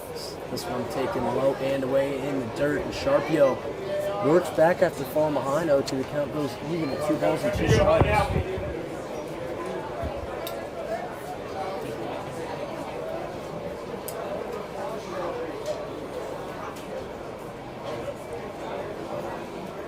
Taking his time is Watson. 2-2. Sharpio fouling it off again. We've seen some good at-bats from the Packers bats. When you can stay alive with 2 strikes, you see more and more of that pitcher's release, how that ball moves out of the hand. Start to get used to that arm action, and now gaining an advantage somewhat. And a 2-2 count is Sharpio with 2 outs, nobody on, a 1-0 lead for the Packers here on Father's Day. The pitch from Watson. Sharpio tries to hold up, he does not. He goes down on strikes. His second strikeout of the day, that is Watson. It's still a 1-0 lead as we head to the 6th here in Healdsburg on this Sunday afternoon. They are MVP sponsors. Carson was out there with his son Barrett throwing out the first pitch prior to the game. Thank you so much once again to the Block family for supporting the Prune Packers.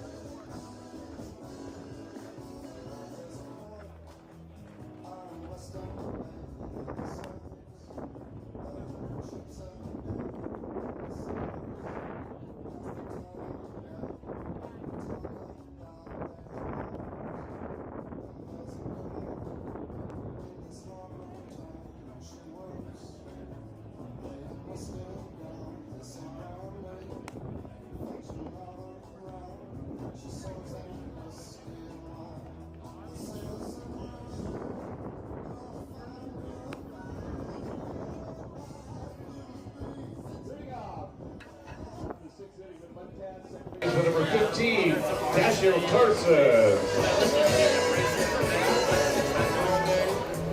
The top of the 6th is underway here at Rec Park.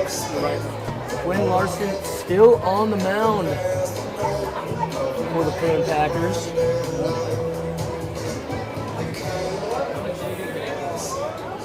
Meanwhile, some changes defensively. Tommy Farmer makes his way out to left field. He appears to be replacing Sharpio for now. Don't see him anywhere else out there, so that might be it for Sharpio's day. And Larson coming out firing here in the 6th, gets ahead 0-2 on Dashel Carson. He'll be followed up by Preston Freeman and Connor Ross. The 3 due up for the Mudcats. The 0-2. Breaking ball misses downstairs from Larson. Good take there from Carson. Packers 9-0 so far on the young season. Looking to get to a double-digit win streak to start things off. Strike 3 looking on the outside corner. For the Mudcats, number 11, Preston Freeman. 95 on the gun there, Ryan. It's tough enough to make contact with that pitch, but then if he's painting that outside corner, it's going to be even tougher to get the bat off in time, get that swing off in time, especially if you don't like it. If you're unsure of the pitch, it's that much harder to make a decision when it's coming in at almost 100 miles an hour. And then he just snaps off that off-speed, 82-mile-an-hour breaking ball there from Larson. So he's just switching things up, making it tough to hit. A chopper now to Campbell at short. He's going to wait on it, fire over to first, and get the second out of the 6th. Larson is cruising here in the 6th, doing a great job keeping this 1-run lead for Healdsburg.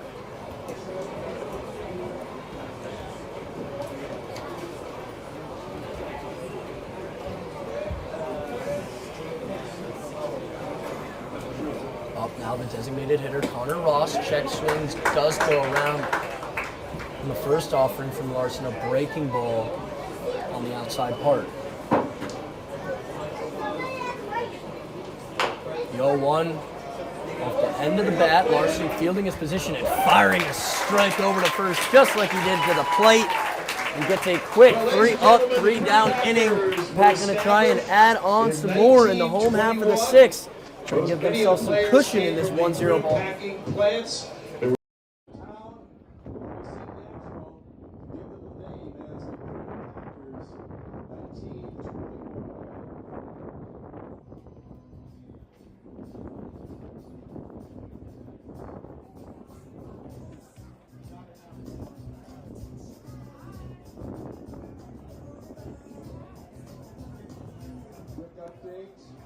The merchandise table will close at the end of the 7th inning.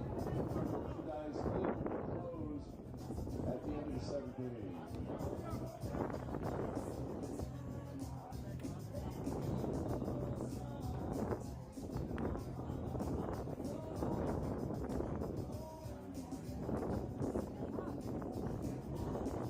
Coming in with Mudcats, here's the number 27, Tyler Lamperti.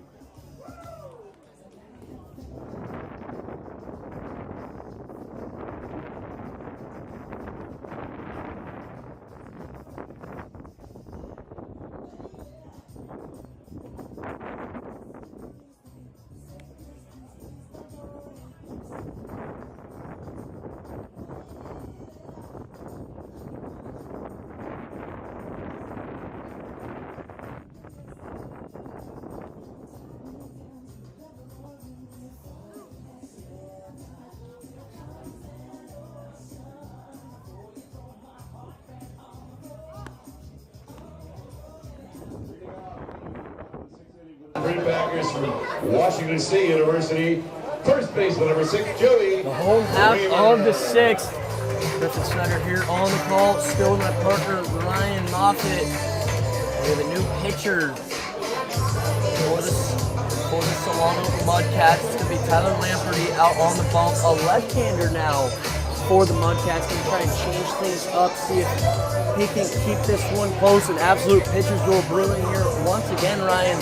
What do you think the offenses need to do to start getting on the board? It's tough. Now we're switching to a lefty, so it's a different look. It's going to keep the Packers on their toes even more, but, I mean, if the Packers just put balls in the way, just continuing to get runners on the base, they'll eventually drive it in. It's just getting past this defense. That's the hardest part. Kramer is getting it past the defense right through that 5-6 hole with the ground ball on the first pitch. Gets it started for the Pack. Lamperti has made 2 appearances for the Mudcats already this summer, 3 2/3 innings of work. Gave up 7 runs, but only 2 earned, so the defense hasn't quite had his back. And 7 strikeouts in 3 2/3 innings as well. So impressive strikeout numbers from the lefty. Tries the breaking ball on the inside part, but he misses off. Sutter does a good job taking it. That could be a tough one to lay off. An inside breaking ball chase pitch. Good job by Sutter. 1-0. This breaking ball in the zone. The line drive in the left from Logan Sutter. Just like that, after 3 pitches, that's 2 singles to start the 6th. Packers just got to make sure they don't hit into another double play. Just kill their momentum. They keep getting these singles, they're looking in good shape. Yeah, Jabek so far today, 0-2, but did reach on that drop third strike in the 4th. So grounded out to the second baseman in the 2nd. He's looking to get things going here today. He's had a good season up to this point so far at the plate. Batting over 400 coming into today. Goes after the first one he sees, lifts it high in the air to the left side. This one's in foul ground. Over on it is the left fielder. It is well out of play, so McGee just no chance of getting to that one. There's like no space.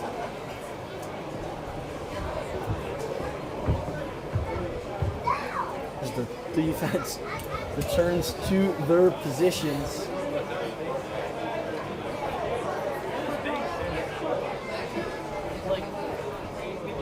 Back liked what he saw in the first one from Lamperti, just a little bit out in front, a little bit under it. Trying to put one in play here. This one fouled straight back. It's a handful of the faithful here flinching. Oh yeah, these guys aren't ready. They didn't bring their gloves. I mean, you're behind the fence, but still, they're trying to dodge bullets out there. I also did not bring my glove, Ryan, because I knew we had this chain link fencing. Always come ready. I will always come ready. It's a good strategy to have. Always prepared for any situation. The 0-2. That one misses downstairs. 1 ball, 2 strikes. I don't know the name of the movie off the top of my head, but it's the movie about the Little League team where they say to expect the unexpected. I want to say the Bears Need Bears. This is the Bad News Bears. Bad News Bears. Maybe it was that one. I'm not quite sure what I'm referencing here, but I know it's a movie about a Little League baseball team. Is this one in the dirt? Kramer, good read on it, gets a third. This one gets away from the third baseman, Freeman. Around to score comes Kramer. So while I was talking about expecting the unexpected, there it is. Packers score a run without putting the ball in play. Kramer comes around on the wild pitch and an error. Man, it's just running at that point. No need to hit the ball. Just run and you'll find your way in for the score. Doing a good job there. Reading that ball in dirt on the way down, and Sutter does a good job as the trail runner. Goes from first to third as well. So another run just 90 feet away. If DeBeck can put something on the ground up the middle, that would probably score him. For now, though, foul to the pull side on the ground. Well, it would be nice to get a couple other runs for the Packers. Just take some pressure off your pitcher, knowing that it's not just a one-run game. Just giving them a little bit of a safety cushion. We saw the pitchers not have to deal with a lot of pressure early in the season as DeBeck goes after the high fastball. Another drop third strike. He's going to try and reach again. Sutter's on his way to the plate. The throw to the plate. Not in time. He's safe.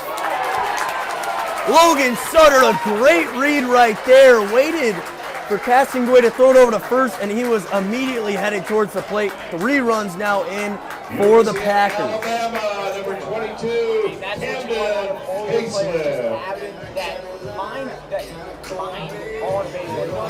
He's got that baseball mind. He knows the scenario, so he's going to score on that every day. I'm not sure what the back was chasing, but that was extremely high. Yeah, I think he was just trying to be defensive there with 2 strikes, try and put something in play with that runner just 90 feet away. Didn't want to go down looking. Just got a little bit too aggressive there as Hayslip goes after the first one from Lamperty. This one high in the infield. Not too sure who's taking charge here. It's going to be Lamperty, and he puts it away on his own mound for the second out of the 6th. 21, Cole Caruso. Yeah, it got to the point where Lamperty didn't feel comfortable trusting any of his defenders behind him, so he just went ahead and took that one in. So now 2 outs and nobody on. We went from a big-time threat that the Packers were giving, those 2 runs scoring, but no runners replacing them, and Caruso's up trying to spark another rally, this time to 2 outs. Action-packed 6th inning here in Healdsburg, after we've seen mostly a pitcher's duel so far. Just a moment ago, Ryan, we were talking about how the pitchers early on didn't have to pitch with much pressure. They had big leads and were able to attack the strike zone. But between yesterday and today, there hasn't been much of a change for the pitching staff. If anything, they're giving up less runs when the offense isn't producing. It seems like that's the case, but I mean, we've seen they've only given up like 1 or 2 runs a game at most in most of their outings. So it's a bit of the norm here in the Healdsburg for these Prune Packer pitchers. Coach Gomes does such a good job recruiting talent, getting these guys out here for the summer. Even seeing some guys pitch that are already done playing for the Pack. Guys like my fellow St. Mary's girl David Thomas. Just the ability of Coach Gomes to bring in such talented arms as Caruso goes after the 3-1, lifts it to the right side, on it is Ship, and putting it away. So the Pack add 2 more, giving themselves a little bit of a cushion as we head to the 7th, where Ryan Moffett will have your call here on the Prune Packer YouTube network. Round of applause and thank you to our host families 2024. Thank you so much.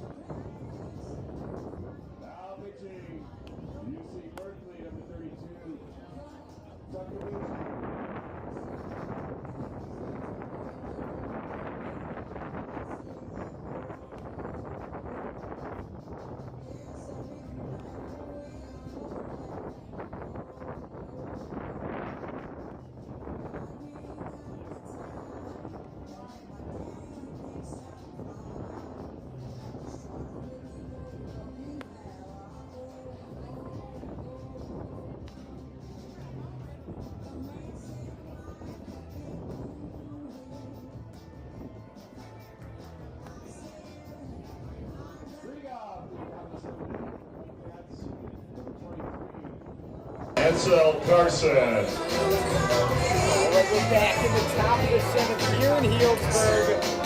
And we've got a new arm on the mound, another UC Berkeley man on this Prune Packer roster, Tucker Bougie, quite the last name. Yeah, why wouldn't we keep going with the same theme? We saw it last week as well when these Cal pitchers all got their chance to go, and they're going to continue to do so. And working well so far.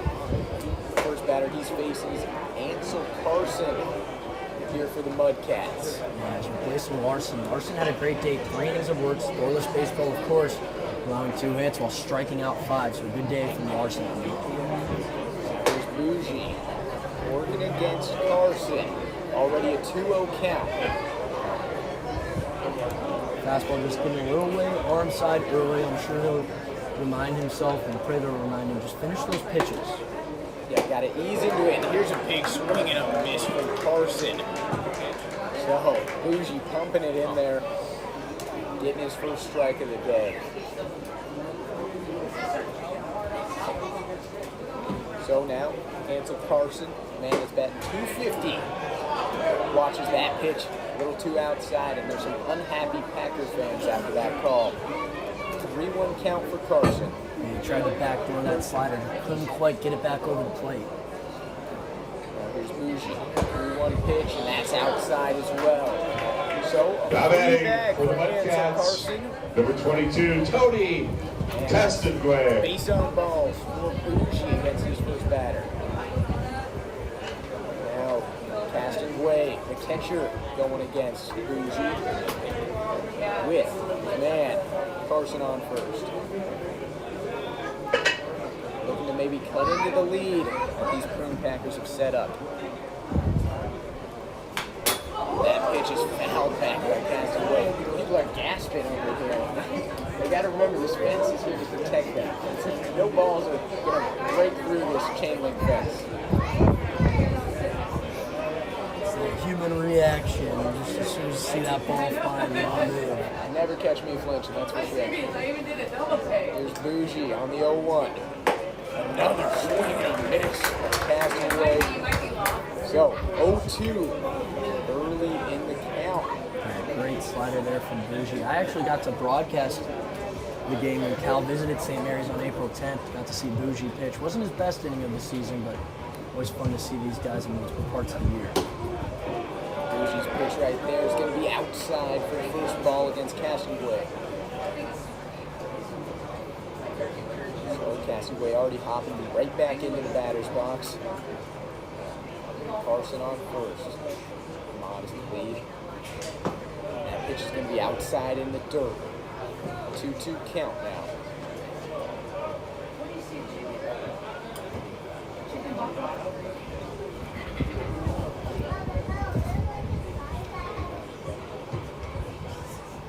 Here's the pitch from Bougie.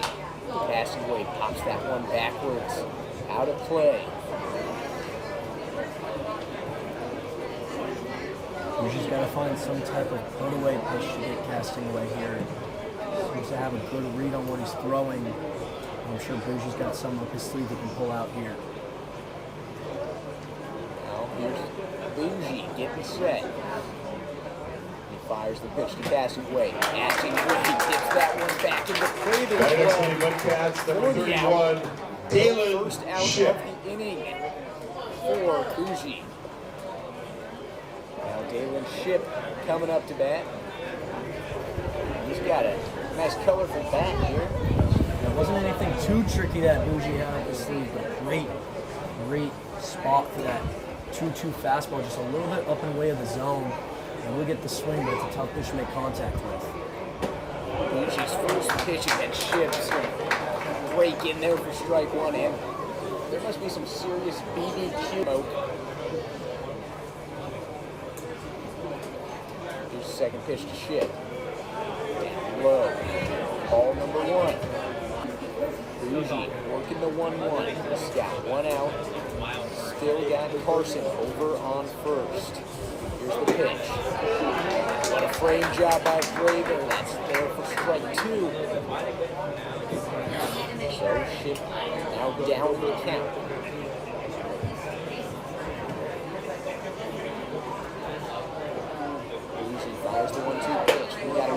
running over to second, trying to steal. Carson gets there, the overthrow by Prather heads out into center field. They get it in. Good job there by Sutter. He stood at second like he was holding the ball, waiting to tag, and that one just got a little bit away from Prather, arm side. Trying to maybe make up for a little bit of a good jump from Carson on Bougie, trying to throw it a little bit too hard. That one sailed on him. Good job backing up. Good job holding that tag, making it seem like the ball was still there, keeping Carson over at second. There's Bougie, 2-2 count. He can't block either. That bounces over the fence. So Carson gonna take third base. That pitch. I mean, that's another one where we're just seeing it roll off these players and get sent over the fence. Yeah, if I had a nickel for every time that happened, well, it's just crazy that it happened twice. Yeah, probably like 4 nickels. 2 from today, but 4 all time. Shocking that it happened twice in one game. Yeah. So here's the full count pitch to Ship. Fired by Bougie. It's going to be high and inside. So he walks Ship. Now batting for the Mudcats. Max McGee's coming Number up. 9, Max McGee. What's Bougie have to do to get out of this situation, get out of the inning, and not give up anything? The biggest thing here is to come back into the strike zone, get re-locked in, because the tying run is now at the plate. When you hit that cushion, it's supposed to allow you to attack the strike zone, but after a couple of free passes, now that tying run at the plate, you got to throw some strikes. This one's fouled up over towards first base to Joey Kramer. He's up against the fence, and he grabs that one early out. The runners will remain on first and third. A great job by Joey Kramer tracking that ball, knowing where the fence is. Now batting for the Mudcats. Yeah, Number textbook 1, job by Kramer right there. Just runs Delicado. over, finds the fence with the glove, and then he's able to make a play on the ball. We've seen some players struggle with that early on in the summer ball season here at Healdsburg. But right there, Kramer does a great job. That'll be the second out of the inning. Now Braden Intelicado's coming up to bat. He's got his guys on first and third. Here's Bougie's pitch. It's low and inside. Ball number 1. Really picking up now. Yeah, creating little dust storms out here. You can see the disappointment on McGee's face when Kramer did come up with that foul pop-up, because he was hoping the wind was going to push it out of play, just couldn't quite get there. Not on that play, and that one's going to be fouled back into the shin of Intelicado. Yeah, that couldn't have felt good. No, he's stretching that one out right now. I mean, the shin, that's a horrible spot to get hit. Straight bone. But counts 1-1. He's back in the box to face Bougie. Here's Bougie's pitch. It's outside. Braden wrangles that one in.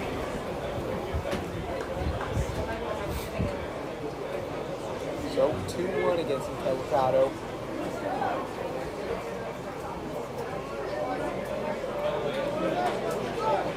Looking to put a run on the board for the Mudcats. That's inside. Gotta get his shin out of the way of that one again.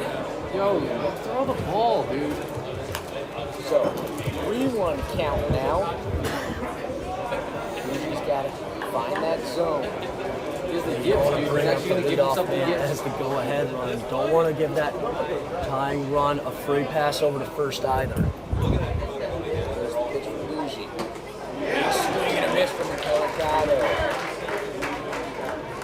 So that'll make it full.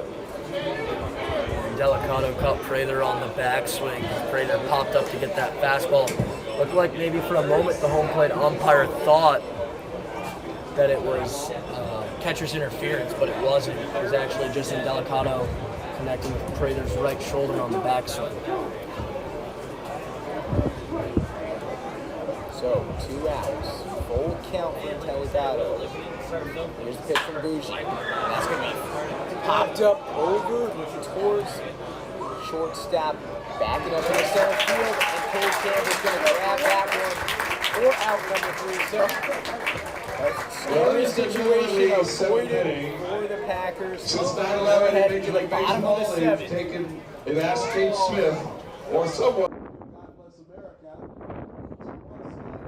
Stretch a little bit. And David here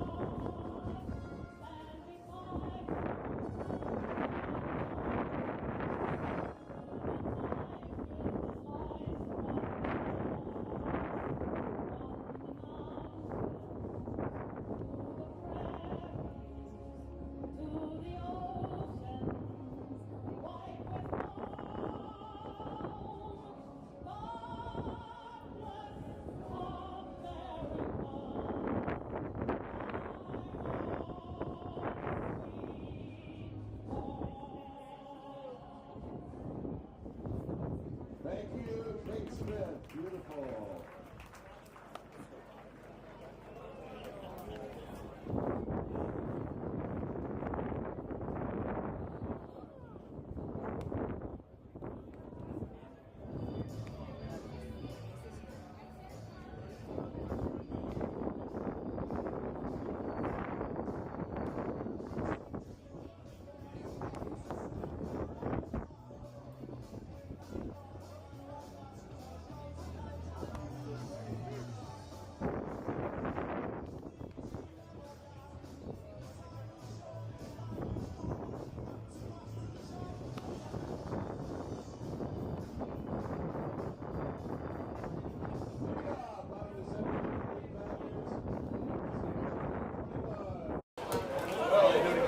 Correction, number 4. Cade Campbell, UC Berkeley. Bottom of the 7th inning. Still Tyler Lamperty on the mound for the Mudcats. We've got Cade Campbell up to bat. Bottom of the order for the Prune Packers here. They're looking to maybe add a couple more runs onto this 3-0 lead. Now here's a pitch from Lamperty. That's a strike. So 1-1 count for Campbell.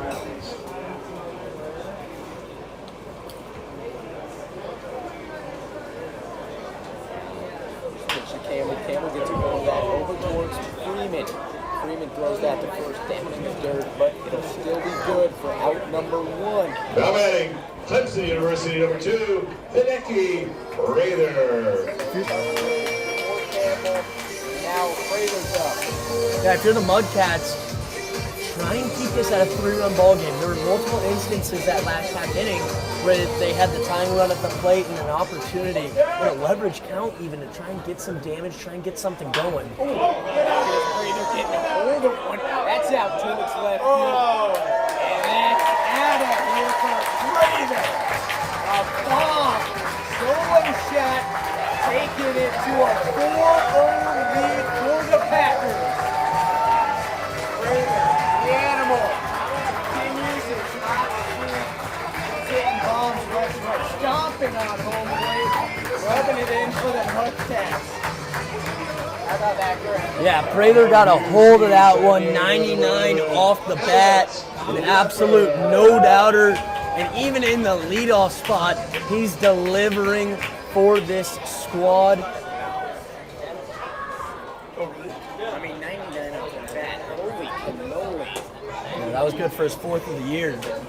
Yeah, he had 2 in the opening game of this season. Now we got Alex Leopard up. He's already facing a 1-0 count. Here's the pitch from Lamperty. That's going to find its way in for strike 1. So lefty versus lefty action here.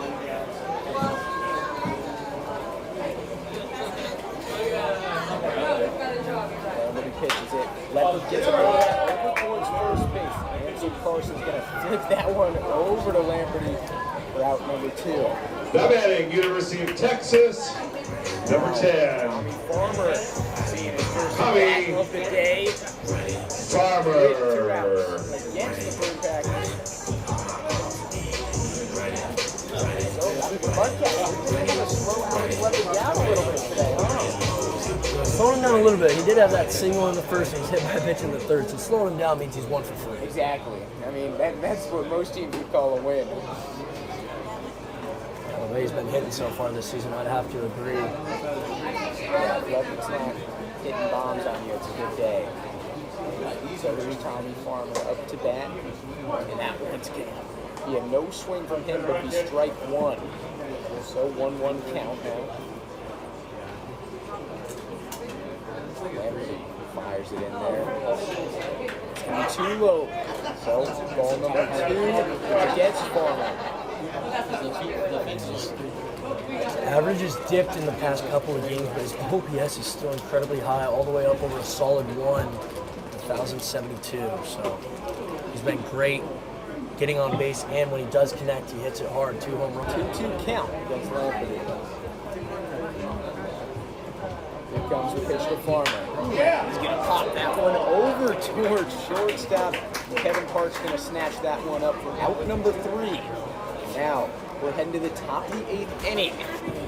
Solano Mudcats will This be up day to in bat. baseball history.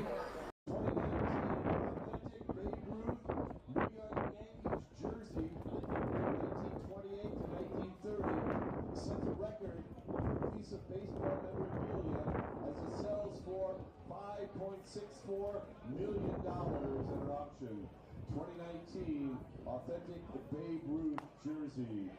$5.64 million.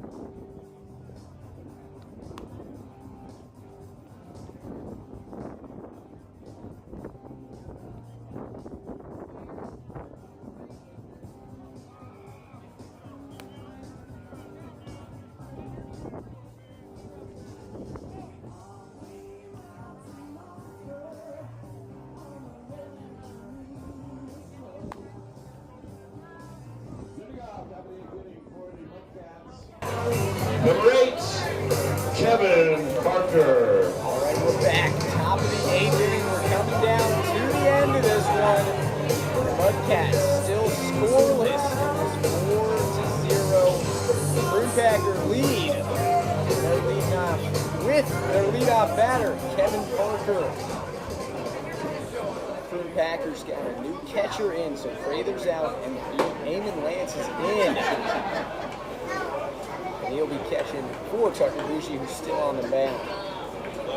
That first pitch to Parker is for a ball. That second one's going to be in there for strike number 1. So 1-1 count for Parker. Parker fouling that one back into Eamon Lance's helmet. So 1-2 count. Head early on Parker, the leadoff man. He does look like you. That's funny. Now Bougie comes set and fires to Parker. Breaking ball, can't find the zone. So, tied up at 2-2 now.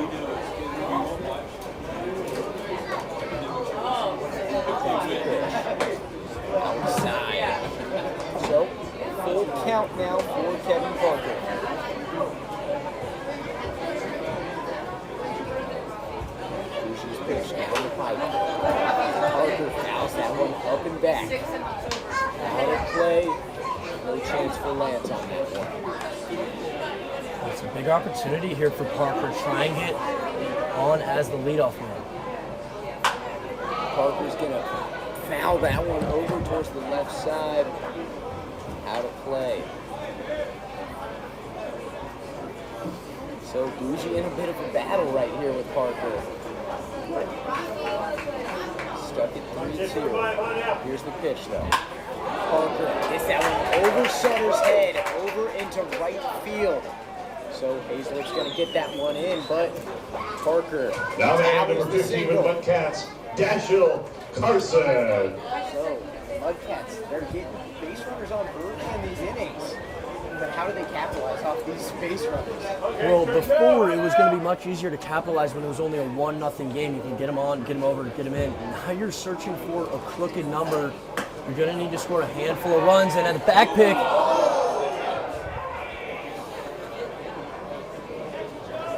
Looks like they did they? Or he's going to take it. yeah, that one just seemed to ricochet off someone's shoe or maybe the helmet of the base runner and Parker. There's a heads-up play there by Lance. He caught him kind of sleeping, getting off too big with that secondary lead. But like I was saying, when it's only a 1-run deficit, you can just manufacture that run. Now with 4, you need to string some hits together. So here's Dash Carson at the plate. Little dribbler over towards shortstop. Cade Campbell fires to first. Gets him. Out number 1. But Kevin Parker advances to second base there. Excellent job there by Campbell making that play. Charging immediately, he knew exactly what he was going to have to do. Also didn't waste any time checking on second. He knew, based on that internal clock that a lot of these infielders have, especially at the higher levels, he knew the play was to first and he made it well. Yeah, a very aggressive approach by Campbell there. Now, Preston Freeman entering the batter's box. Here's Bougie's pitch. Freeman watches that one for ball number 1. Got his man Parker on second. And it's still the first time for this part of the lineup facing Bougie, so after a couple more batters, we'll see if maybe they can start to pick up on some patterns. Here's the pitch, and that's going to be hit by Freeman over towards Campbell again. Campbell gets the out over there. Right. Parker's kind of making his way around as these outs are getting tallied up. So now Parker's on third with 2 outs. And that's, you asked me, Ryan, you said, how are they going to get this run in? If it was just one run, grounding out, moving him over, just doing the best to get him in, that would be the right strategy. But right now, they need some hits. Maybe need to find something into the gap as well. They need a little bit more right now out of their batters. And now Connor Ross looking to maybe bring Parker home with a hit here.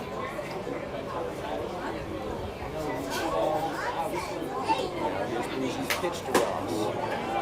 It's going to be in there. No swing by Ross. That's strike 1. I actually think that might be a pinch hitter here, Ryan. That might look like the number 3 on his jersey. If it is, this is Mason Sayre from Hawaii Pacific University. It's a good catch right there. He's always heads up. He's got that player instinct in him, you know? Now Bougie. He's up 1-1, no, not up, it's tied 1-1 at the count. And that pitch is going to be outside, ball number 2. Yeah, Ryan, I noticed that bright pink bat. It's not Mother's Day, it's Father's Day, so it kind of set off some alarm bells. Decided to take a look at the number in the roster, and I realized that we got a pinch hitter up there in Sayre. So alert. It's crazy, that ball's going to be out. I get to relax on Father's Day. I get to enjoy myself, you know?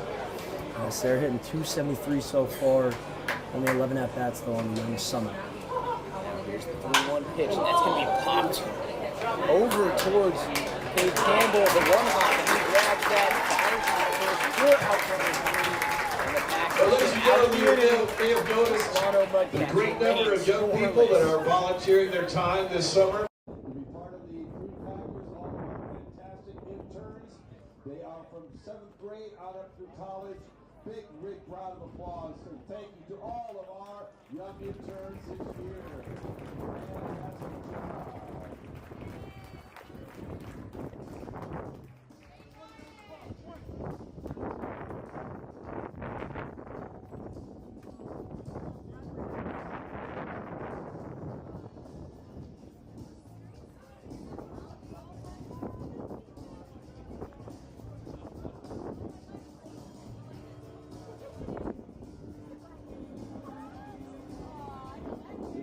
Mudcats, number 20, Austin Watson.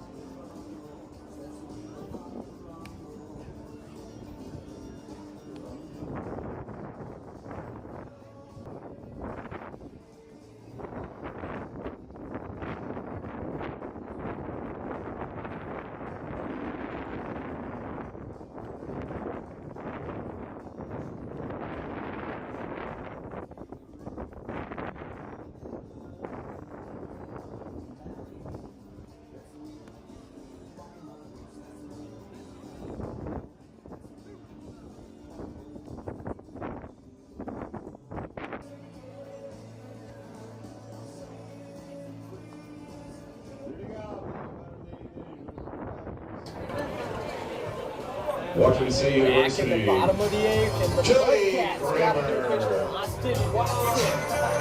And 2 up for the Packers. We got Joey Kramer, and then Logan Sutter and Max DeBeck. So a good lineup set for bottom of the 8th. Here's Watson's first pitch. Too high for a strike, so that's ball number 1 against Kramer. Yeah, Austin Watson spent the spring at Fresno City College. The year before, as a freshman, he was at Utah Valley. He's got a very good program down there in the Western Athletic Conference. I've seen them play a few times in Moraga at St. Mary's. They're a very good squad. They even had a decent run in their conference tournament in an effort to make it to the national tournament, the NCAA tournament. They're a good squad down there in Utah Valley, but so far this summer, 2 appearances, 3 innings of scoreless baseball, and 4 strikeouts to his name. So see if Watson can keep this to just a 4-run ball game and leave Solano with a chance to come back in the top of the 9th. Gotta give him some hope here against the Packers. Joey Kramer's gonna foul that one back. That'll be the first strike against him. So 3-1 count for Kramer.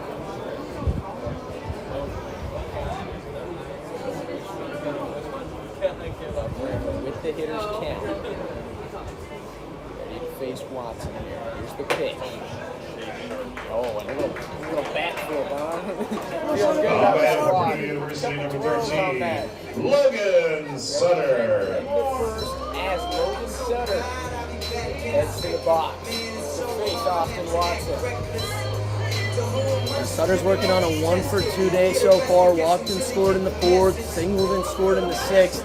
He's having a good one so far, so excited to see him attempt to keep it going. Here's the pitch to Sutter. And he gets a nice hit over inside the line. He's heading to Kramer. He's heading home, but it looks like they're calling out of play over in right field. So we'll see if the run stands or if they're going to make Kramer stay at 3rd. It looks like Kramer's heading back to 3rd base. Yeah, it's a ground rule double. The last thing that was touched was that bat. So everybody gets 2 bases from there. Now batting University of Michigan. Unlucky break there for the Packers. That probably would have been a triple. It definitely would have seen Kramer scoring from first. So Packers are going to have to settle for a nice double out of Sutter, but they'll take it because there's no outs. Now they got Quebec coming up. Drive his buddies in.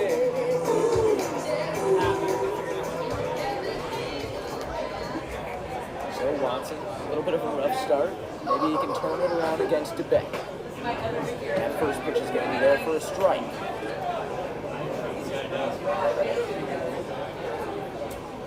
DeBeck with a bit of a rough day, 2 strikeouts.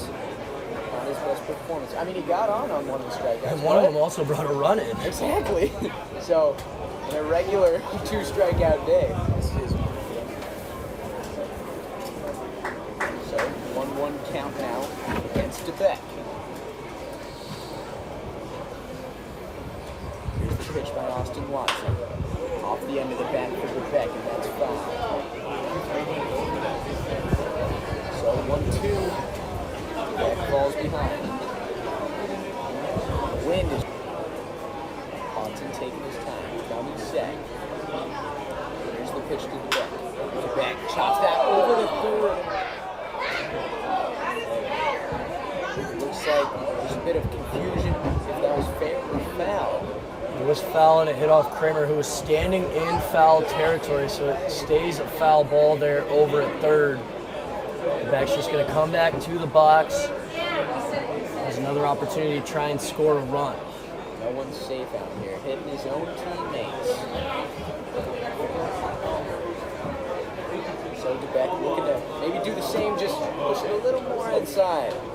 I was checking out the official rules scoring. I was hoping that DeBeck might have picked up an RBI on that drop 3rd strike earlier, but due to it being a wild pitch, you can't register that. But it was a great job base running back in that inning by Sutter. Here's DeBeck hitting it to the shortstop, Kevin Parker, and he's firing it over to first base. Over the out. University of Alabama, number 22, Camden Hayslip. Packers still got their guys, Sutter and Kramer on 2nd and 3rd. With Hayslip coming up to bat. Yeah, good job, well executed infield and defense. Parker, of course, checking on Kramer over at 3rd and then firing over to 1st. Also with the correct amount of pace, doesn't allow that run to score. Here's the pitch to Hayslip. Watch that one down the middle. Strike number 1.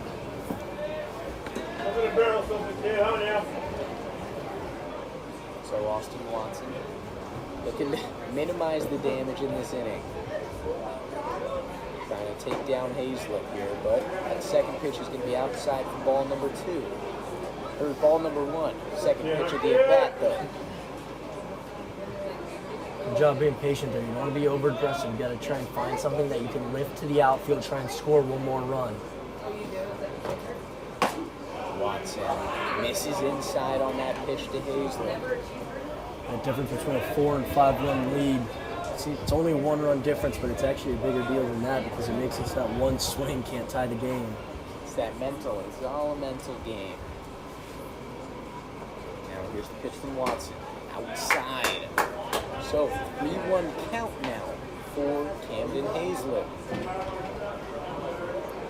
If you're Austin Watson on the bump, you don't need to give him anything too good to hit. Obviously, you don't want too many runners on base. But first base is open. It opens up the double play option. Here's Austin Watson's pitch. Hazlett fouls that one back. And he wasn't shying away with that breaking ball. He went right after Hazlett. Hazlett almost got a hold of it too. Could have been one that was going and going, but instead coming back at the fans. So full count now. Austin Watson pitching to Hazlett. Big swing and miss on the outside pitch from Hazlett. That'll be out number 2 University now. of Michigan, number 21, Cole Caruso. Coming up to bat. Looking to move these runners to third. Well, we talked about it earlier, especially when they were struggling to score runs. Just not really manufacturing, not really taking advantage of having the runners in scoring position. They did a good job of it in the 6th when they scored 2. But here in the 8th, they're struggling to just put one on the ground, and now with 2 outs, you need a hit. Exactly, and now they're looking for that hit from Cole Caruso. He's already got a 1-0 count. Now Austin Watson fires to Caruso. That's going to bounce off the catcher. And it looks like Kramer's coming in for the score off of that. So Baskin Gray couldn't get a hold of that. Tries to dig it, but it bounces back behind him. And Kramer's coming in for the score, making it 5-0, like you said. Yeah, there's that big 5th run, good read there from Kramer. Obviously, it skipped away, so it wasn't necessarily needed to have a perfect read, but does a good enough job over at 3rd, alert enough to score. Here's the pitch to Caruso. Holy cannoli! Campbell with a snag. Bounces back to Campbell, and he just grabs that foul ball like it's nothing. Well, he was flashing the leather over at short. Now he's flashing the hands in the on-deck circle. I would leave with 5 broken fingers if I tried to do that. So here's Caruso, 2-1 pitch, fouling that one back. So, and did the coach just grab that one? The coach from the Mudcats caught that one directly off the fence. Spider-Man's just running around the park today. I mean, they're just grabbing these things. I don't understand. You got weak hands, I guess. So, Cole Caruso, batting with a 2-2 count against him now. That pitch is going to make it full. That pitch by Watson, too low. Watson looking to get out of the inning. Keep it just to 5 runs here. The Sutter's out there on 3rd. Caruso chops that one over to 3rd baseman, Preston Freeman, and he fires the first for the out. Number 3. Ladies and gentlemen, when we formed the Pacific Empire League, gave us the opportunity to have some teams be able to bring to Healdsburg and notice our schedule Tuesday, Wednesday, and Thursday of next week. The Medford Rogues come to town. Set. Should be fantastic. Tuesday, Wednesday, and Thursday.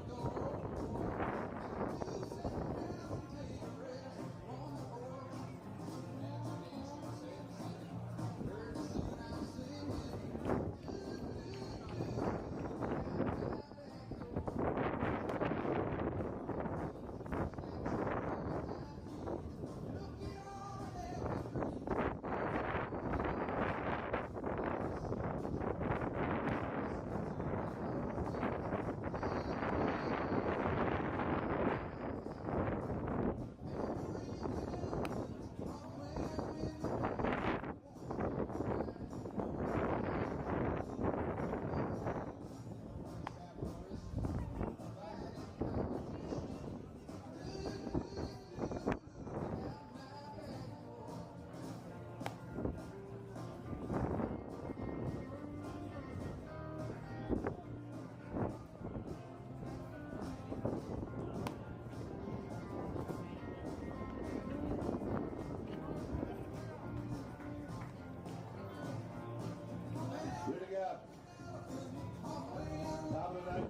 the Mudcats, number 23, Ansel Carson.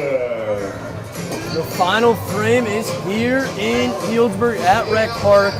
The Prune Packers look to close out this one. Tucker Bougie still on the mound. A 5-0 lead and just 3 outs away from a perfect 10-0 start to the season and a 1-0 start in Pacific Empire League play. The first pitch from Bougie to Ansel Carson in for a called strike one. Following up Carson will be Castingway and Dalen Ship. Those are the 3 due up for the Mudcats here in the 9th. We're chasing 5 here at Rec Park. Bougie's 0-1, misses off the outside corner. Tried to go off speed there, didn't quite work. Good pitch to change the eye level of Carson. We'll see if he has something to work off of it.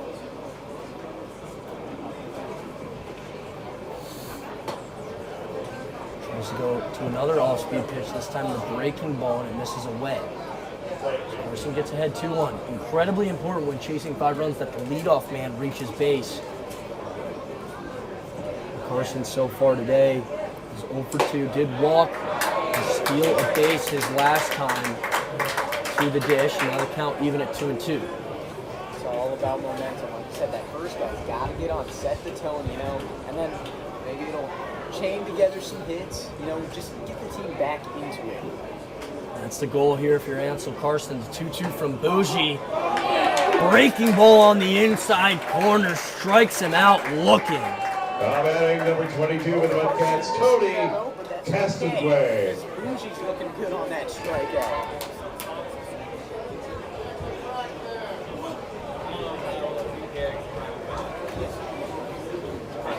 Now up to hit today's starting catcher for the Mudcats. He's been in all day long, fighting behind the plate.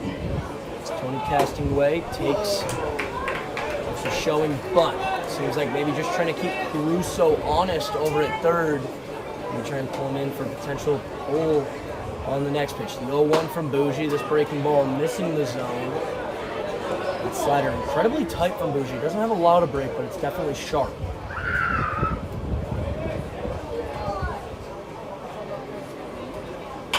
1-1, lifted into center. Soft line drive single there for Castingway. If you're not going to get the leadoff man, at least get the next one on a 1-out single. Castingway, I mean, good hit right there, just enough under it, just to get over the infielder's head and start him off. Sure, first player, strikeout, but that's okay. Castingway's got you covered. Yeah, strong swing there, strong hands, able to muscle that one out into shallow center to get things started for Solano. And Ship now up to bat. He's 0 for 1 today, walked twice, struck out once. Foul tips the first one into the mitt of backstop Eamon Lance. Eamon Lance did come in the game earlier, not too sure if we mentioned that on the stream. He replaced Hideki Prather after Prather delivered that big solo shot out to left field. And miss there, forced by Bougie on Ship. Bougie's way ahead. Potential for maybe a little bit of a chase pitch here. Don't necessarily want to use a waste pitch. Also, possibility for a ground ball for the double play. This one they're checking to see if he swung. He did not go around on that check. Able to hold up is Dalen Ship. It helps when the first base umpire is one of his coaches, but I don't think he went his way. Yeah, I think he was able to hold up in time there. 1-2 now from Bougie. Tries to paint that outside corner again, just missing with that slider. A great attempt at a chase pitch though. He started that on the outer third of the plate and he dove off. A better take there from Dalen Ship. Count even now at 2 balls and 2 strikes. The pitch from Bougie. Tries the breaking ball on the inside part now, and again, not quite finding the zone. Eamon Lance made a point, holding it there a little longer. He's doing his best to steal that for his pitcher. Full count and 1 out. Castingway barely getting a lead over at first. Now starts to step off. Bougie's fastball fouled off by Ship. And we'll do the 3-2 once more.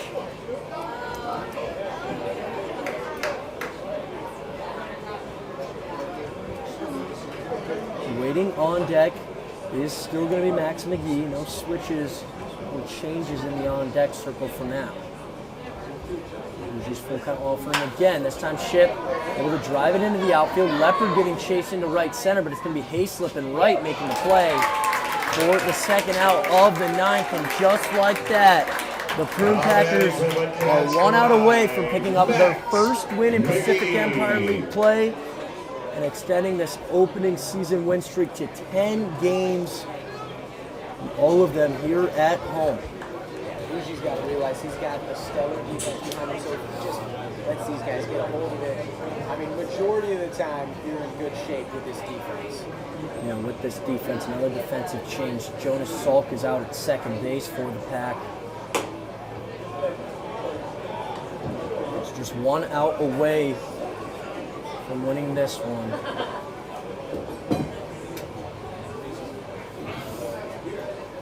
McGee so far today, 1 for 3, single through the left side in the 5th. Fouls off the 1-0 and the count goes even 1-1.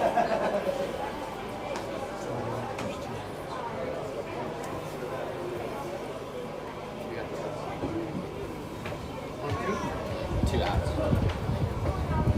So 1-1 count, 2 outs. Runner on first. Bougie trying to finish this one. Does it? Get the swing right there from McGee, and this is downstairs.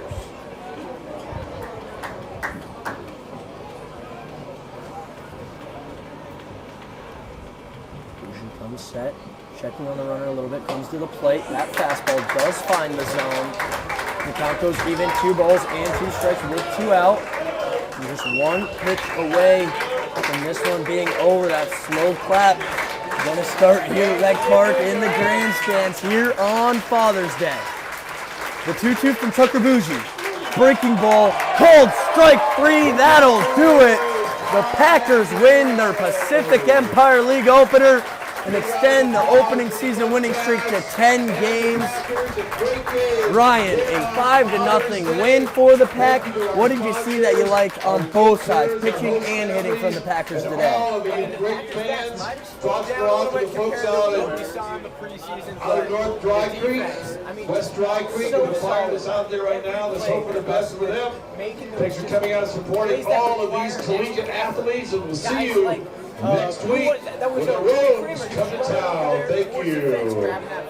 Plays like that are what help give that cushion, get you out of those tough spots. So I think this defense is going to carry them a long way this season. Yeah, great day from the Packers pitching staff yet again. That's back-to-back shutouts now for the pitching staff. Quinn Larson picks up the win with his 3 innings and 5 strikeouts. Hideki Prather with a solo home run. Logan Sutter and Joey Kramer both scoring twice for the Pack today. But that's going to do it for us here on the Prune Packer YouTube channel. Thank you so much for tuning in. On behalf of myself, Griffin Snyder, and my partner, Ryan Moffett, it is always a pleasure.